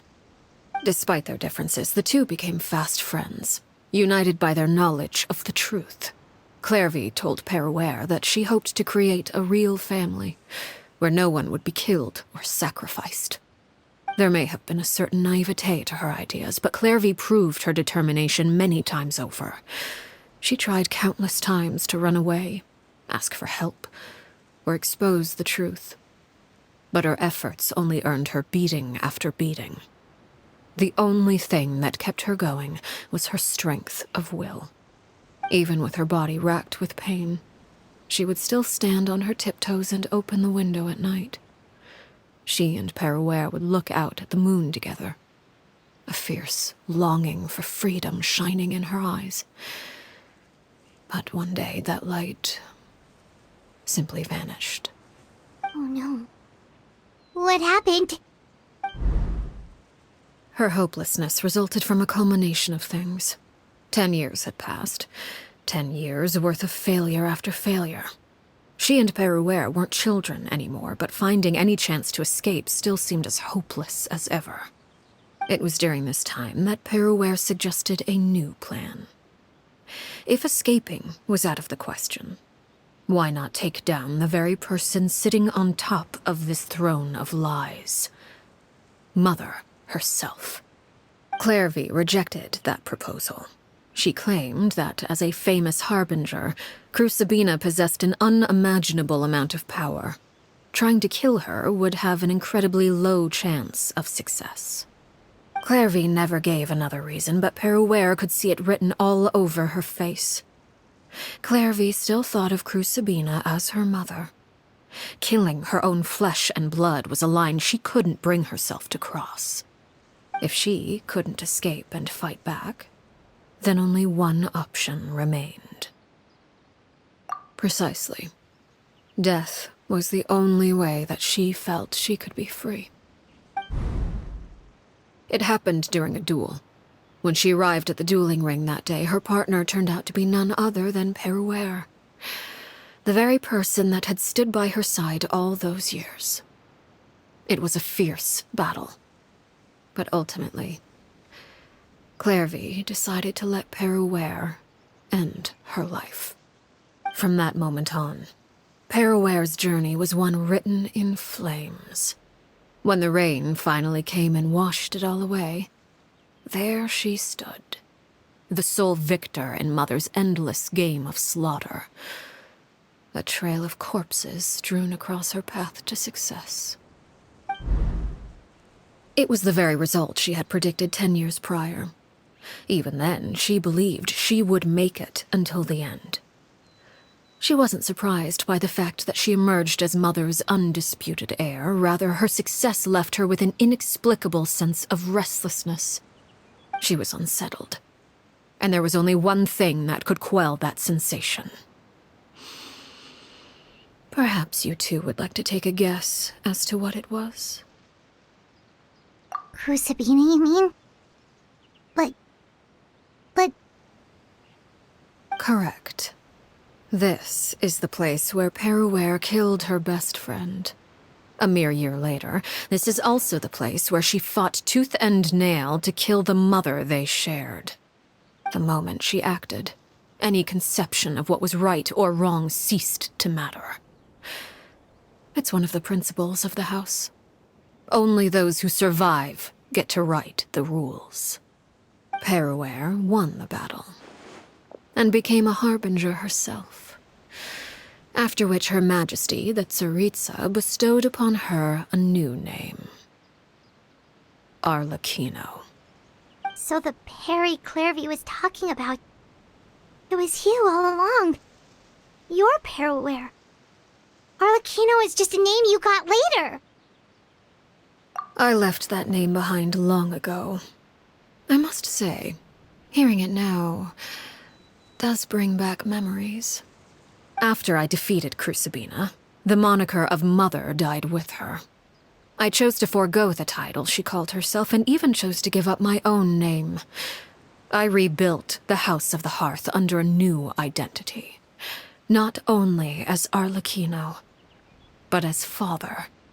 And that is where the story ends. Any more questions? Yeah.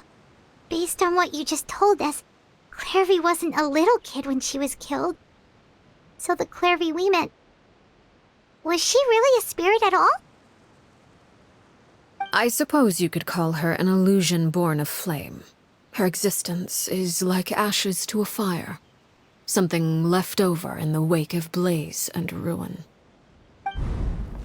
You see, a certain power runs through my veins. It's not unlike a curse. My flames leave behind shadows of anything they consume. Of course, the chances of those shadows morphing into a sentient entity are exceedingly slim. Clairvy is a very special case. Clairvy died when she was 16 years old, but what emerged from the flames was her 6-year-old self.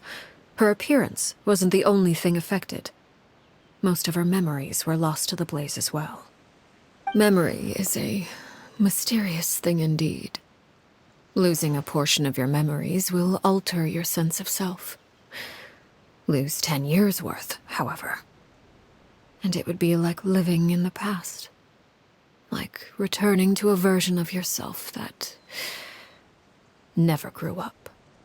No wonder Paimon got such a weird feeling when we were talking to her. Perhaps I should put it this way. Clairvy is someone trapped in time. It may seem like she exists with us in the present, but she truly lives in the confines of her own past. So if all of that is true, then you must have known about Clairvy for a long time. Indeed. She's a rather volatile and unstable entity. Sometimes she would look after the children. She's even saved some of their lives. But other times, she would hide from me and become obsessed with revealing the truth about the house to anyone who will listen. Shadows don't have the capacity to learn or grow. Any new information they encounter is quickly forgotten over time. Your attempts to expose Clairvy to sunlight, they failed, yes? The reason is actually quite simple. In Clairvy's mind, the house is impossible to escape, and it is this very perception that traps her there. But no matter. All I have to do is kill her again, and all will be resolved. I don't anticipate so much as a single speck of ash will be left behind this time. Wait! Paimon can understand why you might want her gone, but isn't there another way? So what if she's trapped in her 6-year-old self? She's still your friend! At least talk to her first! It's too late for that. She broke the rules, and now she must be punished. That goes for Filial and Nantoy as well. She's had quite the effect on them. I hope you understand. The difference between Crucibina and myself lies in our formulation of the rules, not our policy for enforcing them. Upholding the rules without question is a trait we both share, because that is how a household should be run.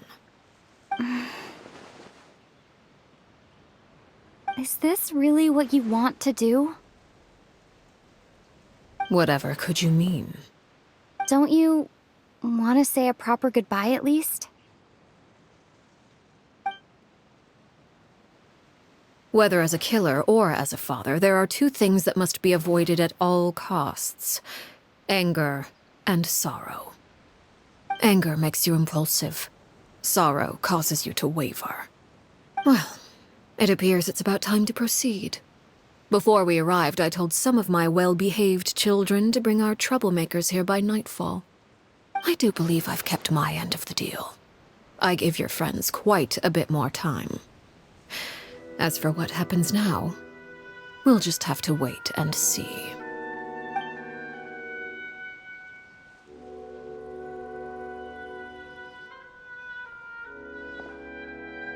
Here they are, Father. Oh, you gonna execute him? Seeing something like that would actually be a first for me.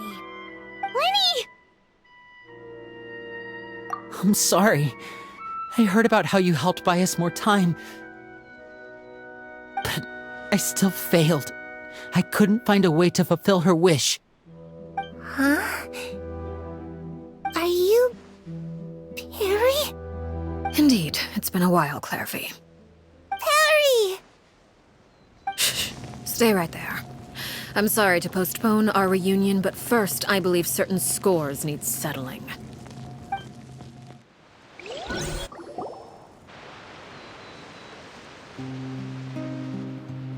Father, let me explain. Out of my way. Father!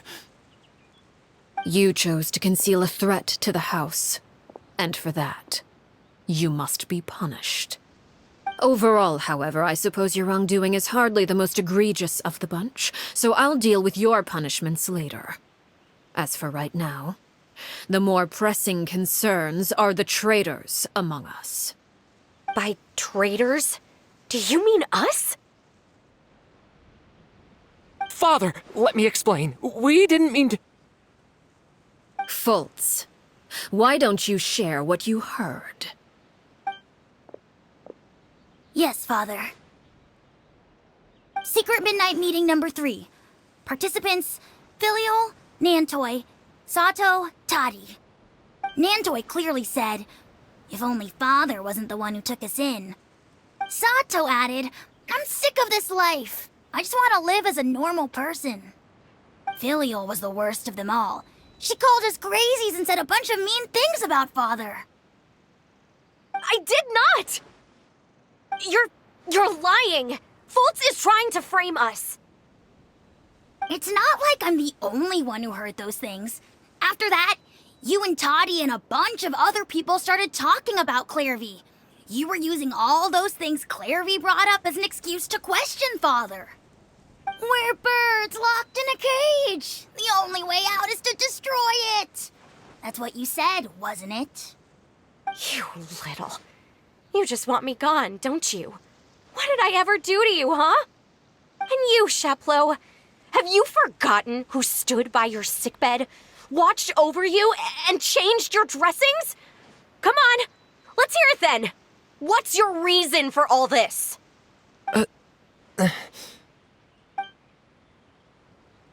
You're wrong, Filial. We don't want you to die. You're our family. Liar. You wouldn't be doing this if that were the case. So why? Why have you backed us into a corner? We all live in the House of the Hearth. You know the type of work we do, Filial. A single betrayal can cost dozens of us our lives. It's not like it's never happened before. That kind of thing is hard to forget. That's why the House of the Hearth cannot tolerate any form of betrayal. Ever since we came to Poisson, you've had 7 secret meetings. A lot of the things you talked about really crossed the line. You've been spying on us for half a month? Wait a second. Now that I think about it, the move to Poisson was just a way to make it easier to spy on us, wasn't it? Because we were all in one place. You've had this planned all along. Filial, Nantoi, I'm sorry. I owe you both my life. I owe Clairvy too. If it weren't for all your help after I got poisoned, I wouldn't be standing here today. If this were any other situation, I would do anything to repay that kindness, even if it cost me my life. But rules are rules. I'm sorry. My hands are tied. Why? Why? That's enough, Filial. We made a mistake, and we should own up to it. We broke the rules, plain and simple. And now we have to face the consequences. I'm sorry, Sheplo. Fultz. I'm sorry, Father. We accept our punishment. Chapleau, according to the rules of the House of the Hearth, how should these traitors be punished? All those who betray the house pay with their lives. And so it shall be.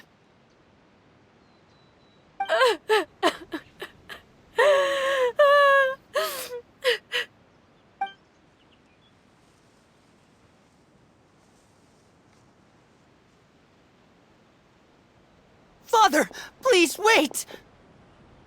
Something you want to say, Linny? Please reconsider, Father. What Filial and the others did, does it really count as betrayal? We all come from broken families. From the very first day we joined the House of the Hearth, we wanted nothing more than to make it a real home. But the truth is, none of us know what a real home should look like. I'm not saying I have all the answers. All I know is this. Killing Filial and the others may uphold the rules, but doing so will only bring us further away from being a real family than we've ever been. So please, Father, please, reconsider. I agree with Linny. Father, please. Linny, you...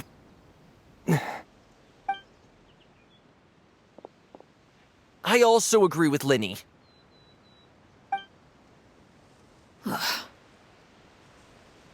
An order once given cannot be rescinded. However, given the extent of your determination, I suppose we shall have to go about this a different way. Draw your weapons and face me. Our weapons? Father, are you referring to a duel? Precisely. The rules of the house will not be altered. Traitors must be punished. However, resolving disputes with a duel is also one of our rules, one that also applies to me. Demonstrate a sufficient showing of strength, and I shall offer a concession. Wait. Beat Father in a duel? Impossible. Father is way too strong, even for Linny.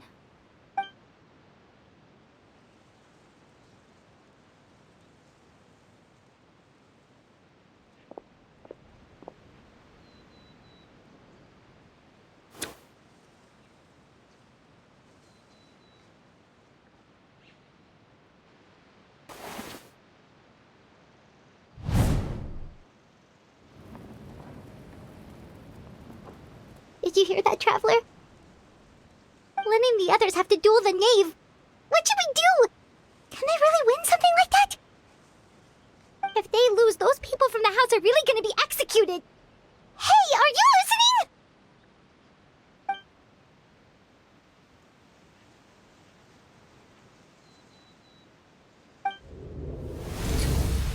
Don't you want to say a proper goodbye at least? Anger makes you impulsive. Sorrow causes you to waver.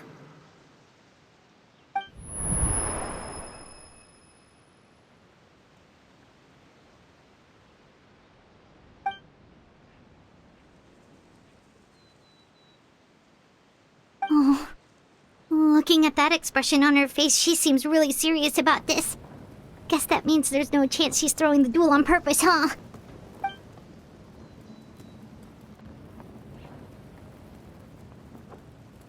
When guests are around, families are often on their best behavior.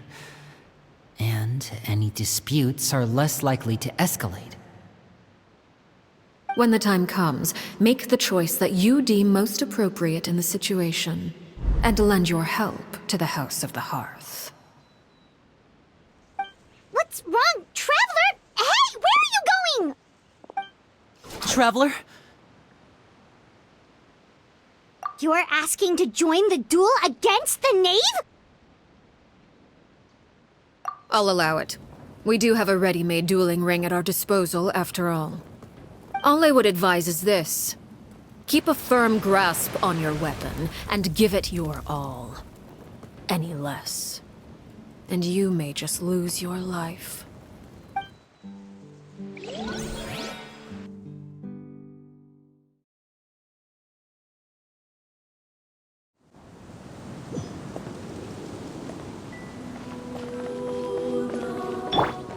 Over here!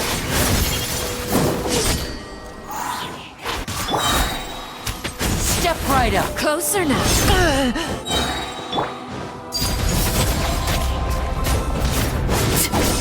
Watch out for Father's movements! With these rising flames! What pitiful attacks! Search for him. I thought I taught On the gale. Father's even stronger than I expected. Spare your energy. Running is of little use.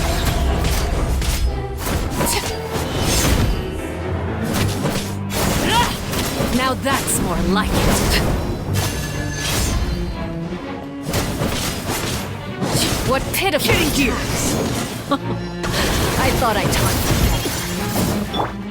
Now disappear! The wind rises.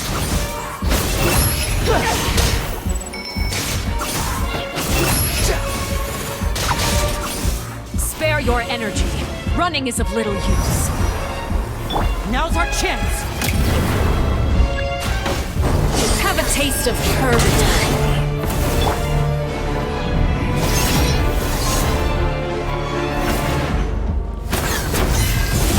Quick! Drop! Father's even stronger than I expected. Is it my turn now? Transfixed! Like a fly tangled in a web. How am I? Try to pace yourself With these rising flames!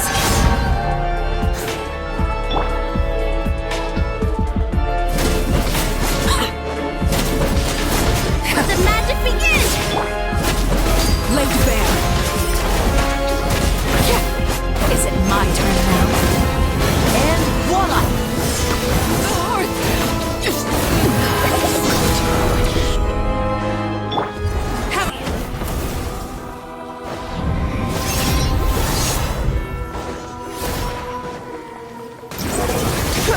Search for it. Father's even stronger than I expected. Is it my turn now? Look at you. Trapped like a bunch of helpless animals.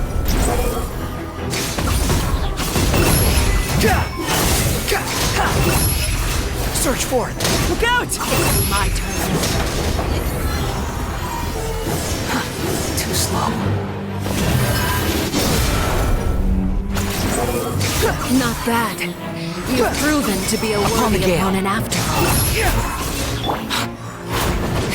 Over here! Oh, now's our chance!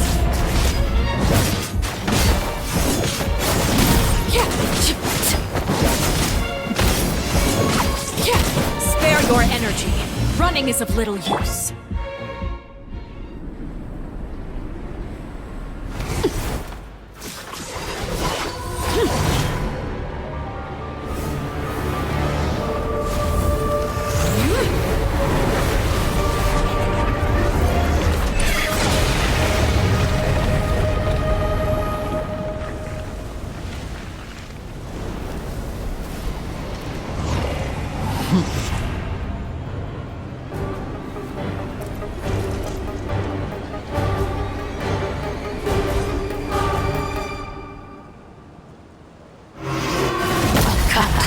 Seared away.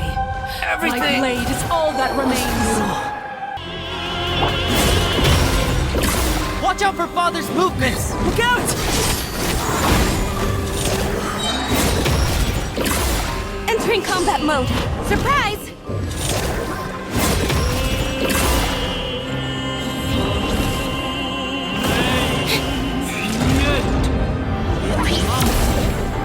Now's our chance!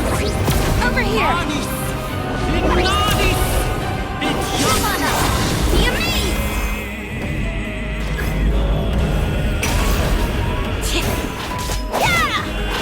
Your punishment made manifest.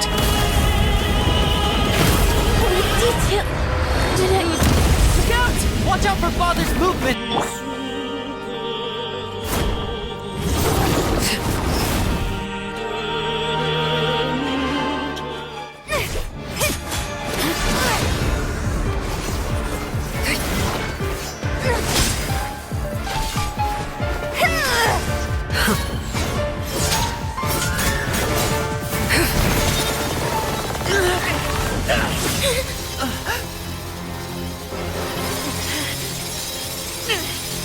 You should know better than to crowd in one place.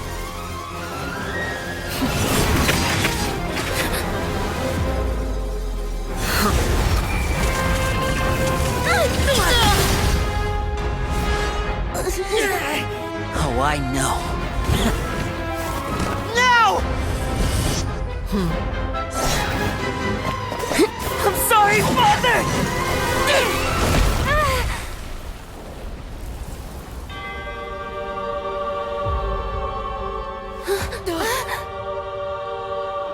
Sorry for what? This pitiful excuse for an attack.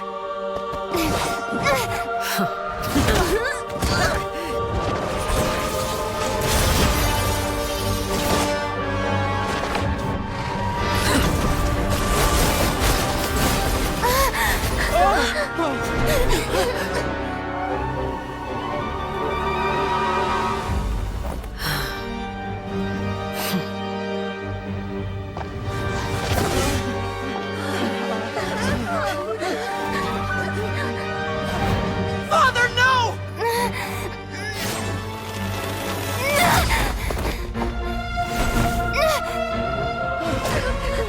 Made it out, did you? You're stronger than I expected.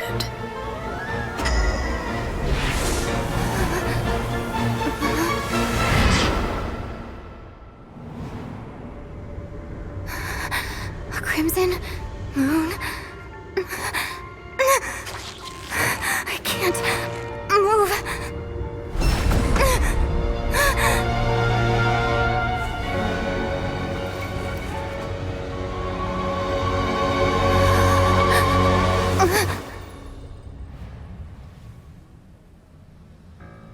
Still, not strong enough to beat me.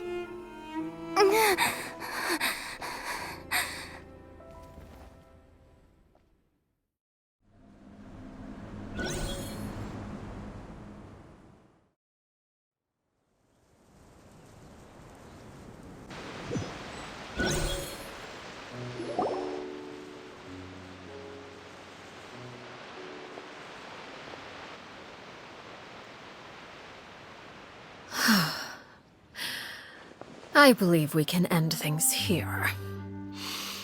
It's not often that we get to enjoy the company of guests, after all. We wouldn't want things to get too out of hand. Brother, are you alright? Lenny. Given that I am the victor of this duel, as agreed, the punishment stands. No! I never thought things would end like this. However, everyone involved in the duel demonstrated a remarkable level of strength and determination.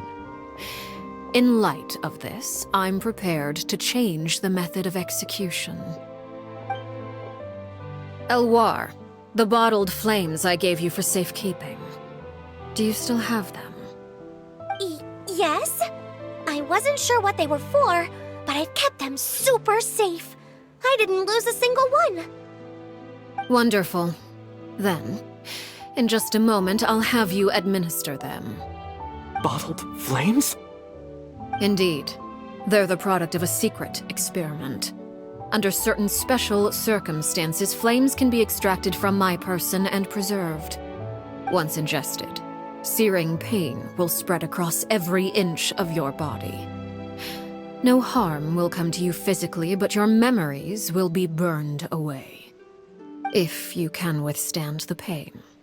When you awake, you'll have forgotten everything you know about the House of the Hearth, and will be expelled from the organization.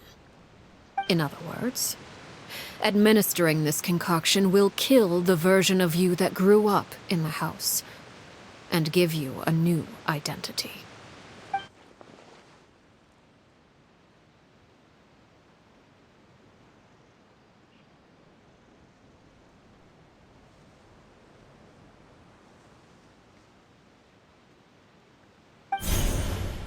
Memory is a mysterious thing indeed.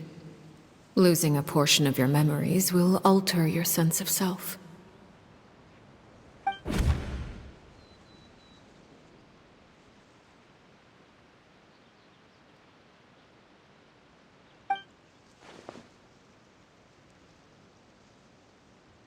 So, you're just letting us go, Father? You misunderstand. Memories are extremely important. Once consumed by flame, the version of you standing before me will die, and our secrets will die with you.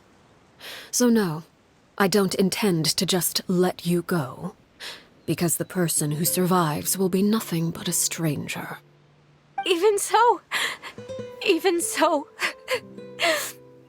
I won't have to live in fear anymore. I'm sorry, Father. I'm sorry I let you down. But I really... Don't cry, Filial. You haven't left the house yet, so there are still rules to be followed, yes? Remember what I taught you. Anger makes you impulsive, sorrow causes you to waver. Don't let yourself be controlled by your emotions. Of course. I'll remember. Dry your tears, and go pursue the life you really want. Yes, Father. Chaplot, Foltz, Elwar, take them back to Poisson. And bring Linny and the others as well. I prepared 3 extra vials of bottled flames. As for whether to take them, the choice is yours. Goodbye, children. The next time we meet, I will no longer be your father. Thank you for all you've done for the house. I hope you have bright futures ahead of you.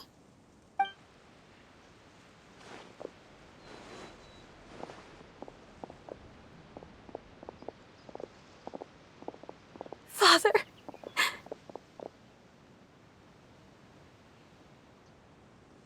Let's go.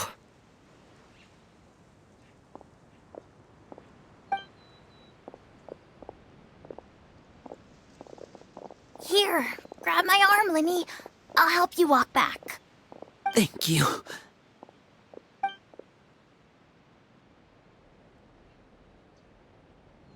Clairvy.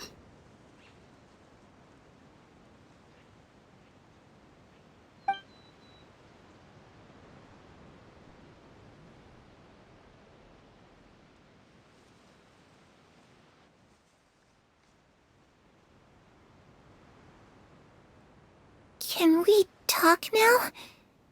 I've been waiting for a super long time. You really are Perry, aren't you? I haven't seen you in so long. How come you're all grown up? Wait, did I somehow travel to the future on accident? Or am I dreaming? What a long dream. Neither. You died, Clairvy. That's what happened. You could have at least sugarcoated it a little. Look, she's that speechless.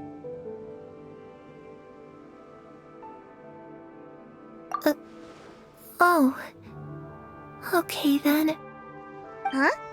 That's it? You accepted it just like that? Yep. If that's what Perry says happened, then I believe her. Perry wouldn't lie to me. Plus, I don't really need to know why I'm like this. I'm more curious about what happens in the future. If you're a harbinger now, Perry, that means Mother is gone, isn't she? Can you tell me about it? I want to know what happened to her. And to me.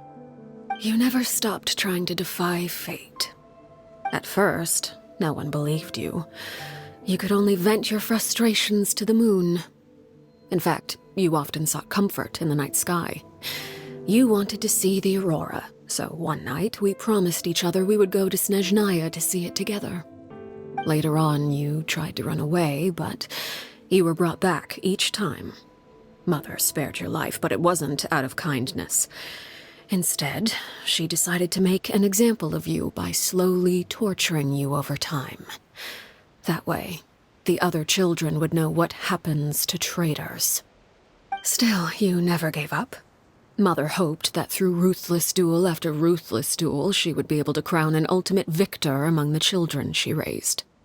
But you called on everyone to unite, to fight to a draw in order to reduce casualties. Your efforts may have only delayed the inevitable, but still. You gave them hope. You tried everything you could think of, but every attempt ended in failure. Still, you never turned your sword on Crucibina, and you never turned it on me. On that gloomy day, you told me, "For the last 16 years of my life, I've done everything I can to fight for freedom. But now, I realize that the only freedom I truly possess is the freedom to choose to die." I never imagined I would say something like that. I must have been feeling really worn down. But somehow, I still think I understand. According to Mother's plan, only one of us was going to make it until the end. And I always hoped that person would be you. If I could do it all over again, I still don't think I would make a different choice. Even when I first met you, I knew you'd be able to do what I couldn't. Is that so? Even now, I'm not sure I truly understand what kind of freedom you were trying to pursue. But as the head of the House of the Hearth and as the children's father, I've tried to give them the most basic of freedoms. The freedom to choose their own fate. It's something I discussed with the Iudex of Fontaine. The children who want to leave the house will have their memories wiped clean of all secrets pertaining to the organization. In return, they will be allowed to live a normal life in Fontaine without being prosecuted for their past. Of course, I won't simply hand freedom to them on a silver platter. They have to fight for it and prove themselves worthy of it. Only freedom that is earned has true value. That's more than enough. That's exactly the kind of life I was fighting for. You know, Perry, I think you're a pretty amazing king, and a really great father, too. I'm really happy that you're the one who took over the house. I guess I do have one regret, though. I still haven't seen the outside world. Well, it just so happens that our dear guests over here have been to many nations and traveled to countless places. Perhaps they would be willing to tell you what the outside world is like. Really? Of course! We've traveled all over the place. We've got so many stories, we could probably talk your ears off for 3 days straight!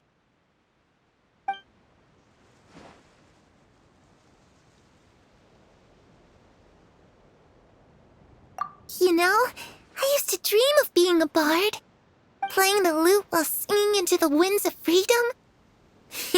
Even if there was no one there to listen, I would have continued to sing no matter what.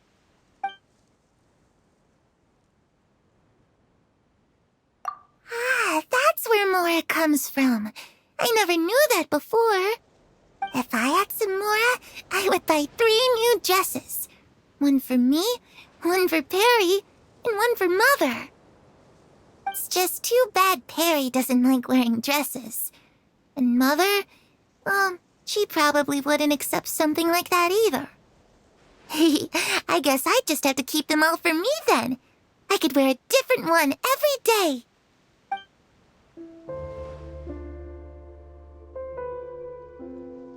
Those yokai you mentioned, what do they look like? I once saw a drawing of this one guy with horns on his head and a super scary face. Are there any yokai like that?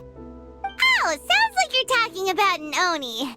Yep, we've met one, and let Paimon tell you, they're not nearly as scary as they look. I was always too afraid to skip Mother's fighting lessons. But at the academia, I bet you could do all sorts of secret things in class. Things that have nothing to do with studying. I'm just kidding. Being able to study whatever you want without having to fear for your life actually sounds pretty great.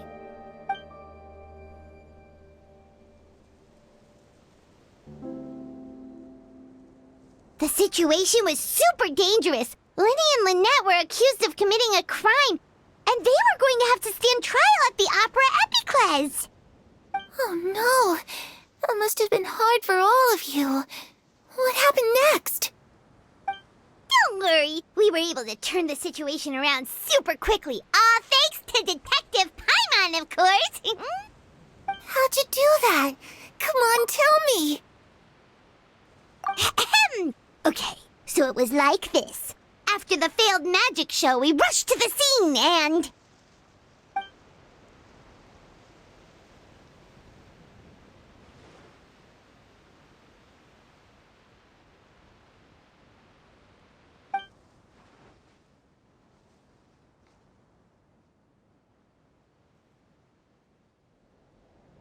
Shadows don't have the capacity to learn or grow.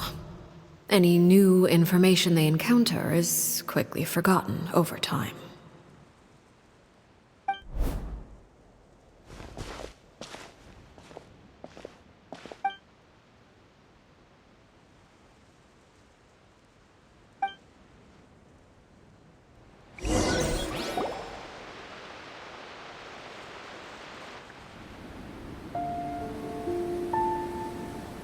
Clairvy, you've worked tirelessly from the shadows to overthrow the House of the Hearth. Now, by my authority as the Knave, I shall announce how this matter ends. You are hereby expelled from the House of the Hearth. You are no longer tied to this place, nor are you bound by its rules. You're saying that I can finally leave? I get to experience the outside world as well? Oh, I almost forgot. There's no getting older for me. Still, seeing who you grew up to be makes me really happy, Parallel. Take care of yourself. Goodbye. May we meet again someday.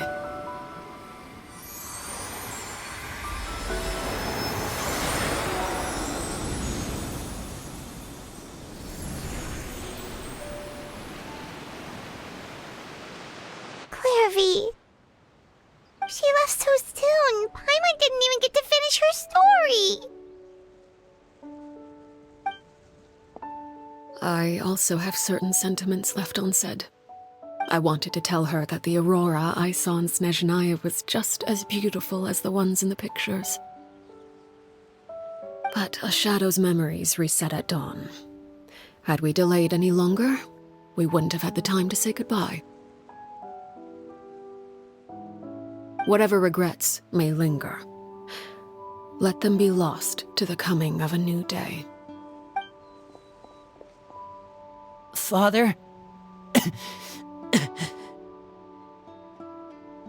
Linny! Hey, Linny!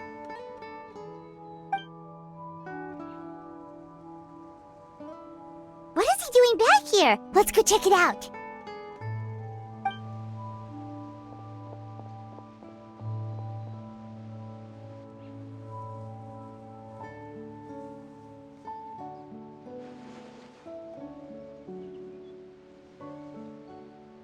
Father, the bottled flames have been administered.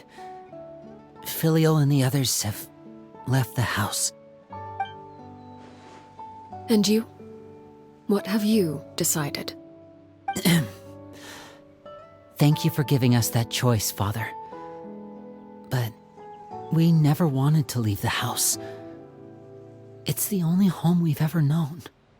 Lynette and Fremine feel the same way. They're recuperating back at the Hotel Bouffe d'été. But I decided to come back and tell you where we stood. I'm sure you're well aware of the expectations I have for you. I want you to follow in my footsteps and become the next king of the house. Yet you seem to have different ideas. I must admit, I'm rather surprised by your decision to stay. There's nothing wrong with choosing to live a quiet life.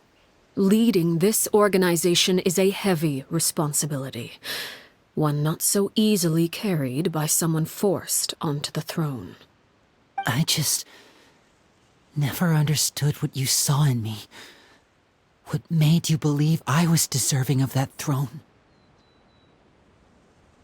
You're brave, talented, and, most importantly, you cherish your family. You would do anything to protect them, even if it costs you your life.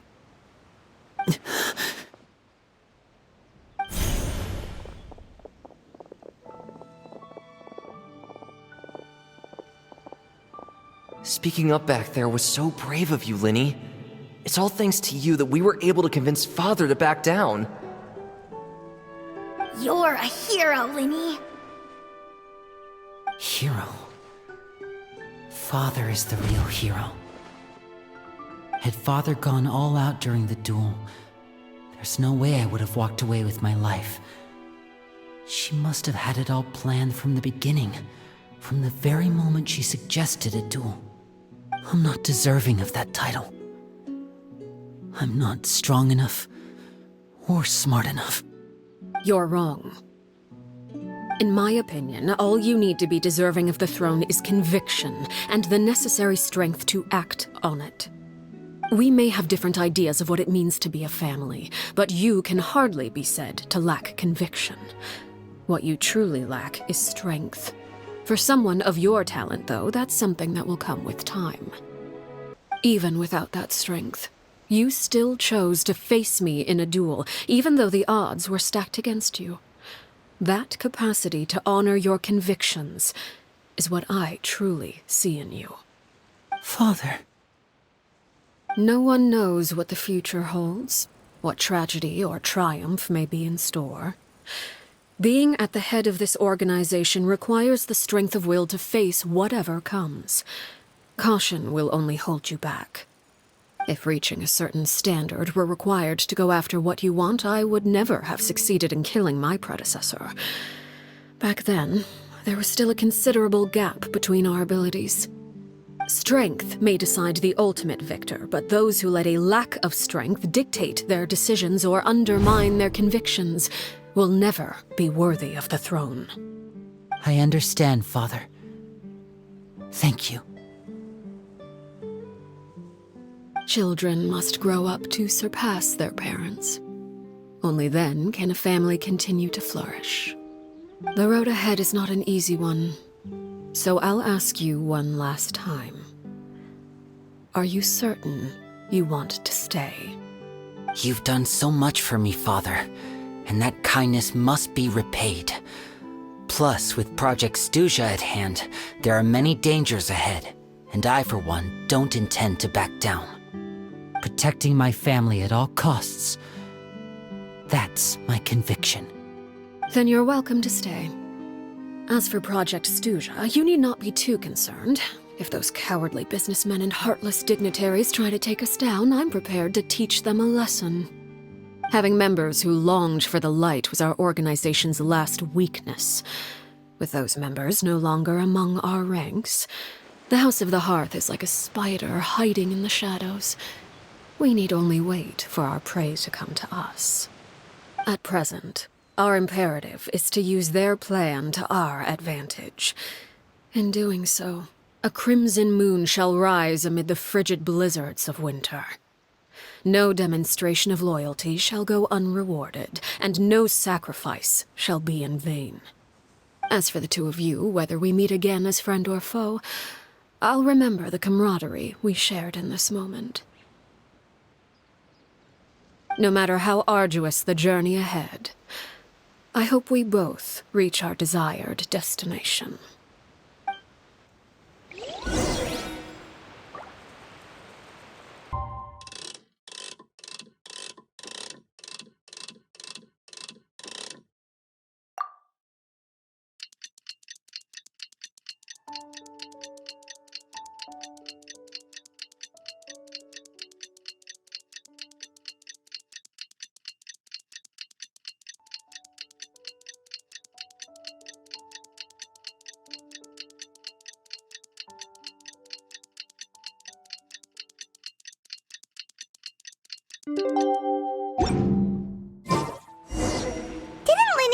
Lynette and Fremine were recovering at the Hotel Bouffe d'été?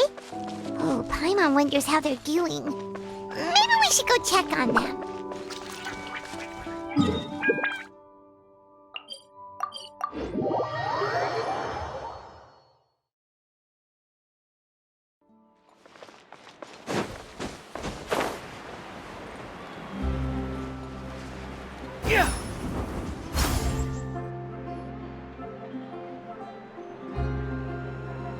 Lynette? Fremine? How are you feeling? Much better. Whew, what a relief! What about you? Are you feeling alright? I knew you'd come out unscathed. Us, on the other hand, well, we've been bedridden for 2 days. I couldn't even turn over. Oh, and I wanted to ask, is Clairvy gone? Linny and the other members have left Poisson and returned to the House of the Hearth. According to him, there haven't been any more sightings of a spirit roaming the house. I see. I'm glad. Father came to check up on us 2 days ago and told us about what happened with Crusabina and Clairvy. Actually, I've met Crusabina before.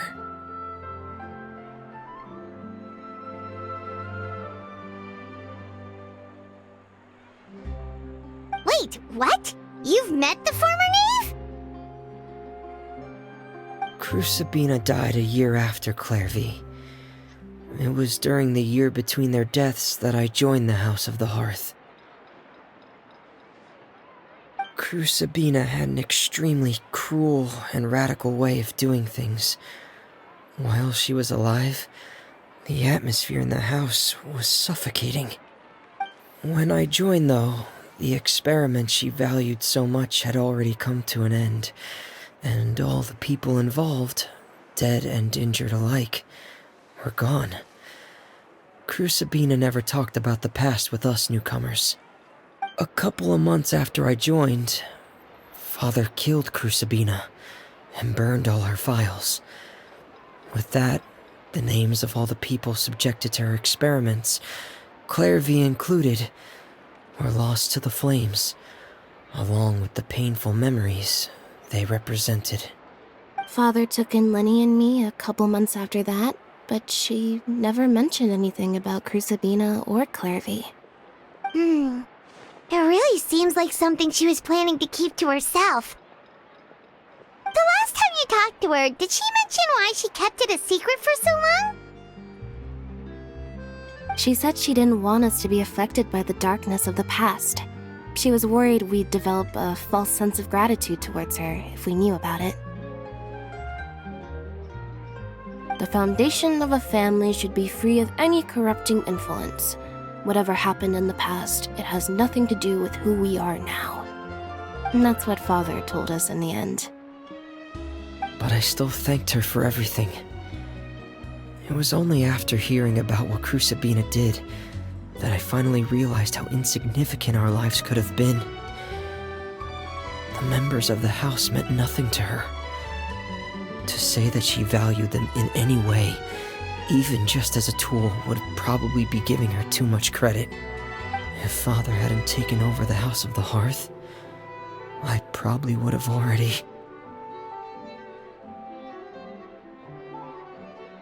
Father rarely brings up the fact that she saved us. She doesn't believe that being indebted to her should be what ties us together. But even if we didn't owe her anything, we would still choose to stay. Because this is our home. We may have arguments or times when we feel wronged. Some people may even choose to leave. But as long as Father is here, we will always have a home. Whether the path before us is bathed in sunlight or shrouded in shadow, we'll follow Father wherever she chooses to go. So I wanted to say thank you for helping us make it through this crisis. Without your help, we could have lost a lot more along the way. Oh, we didn't do anything, really. Of course. You're welcome anytime. Are Filial and Nantoy okay? I actually saw them at a cafe this morning.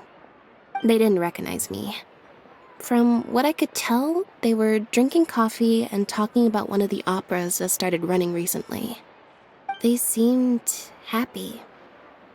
If I had to take a guess, I would say they finally found the kind of life they always wished for.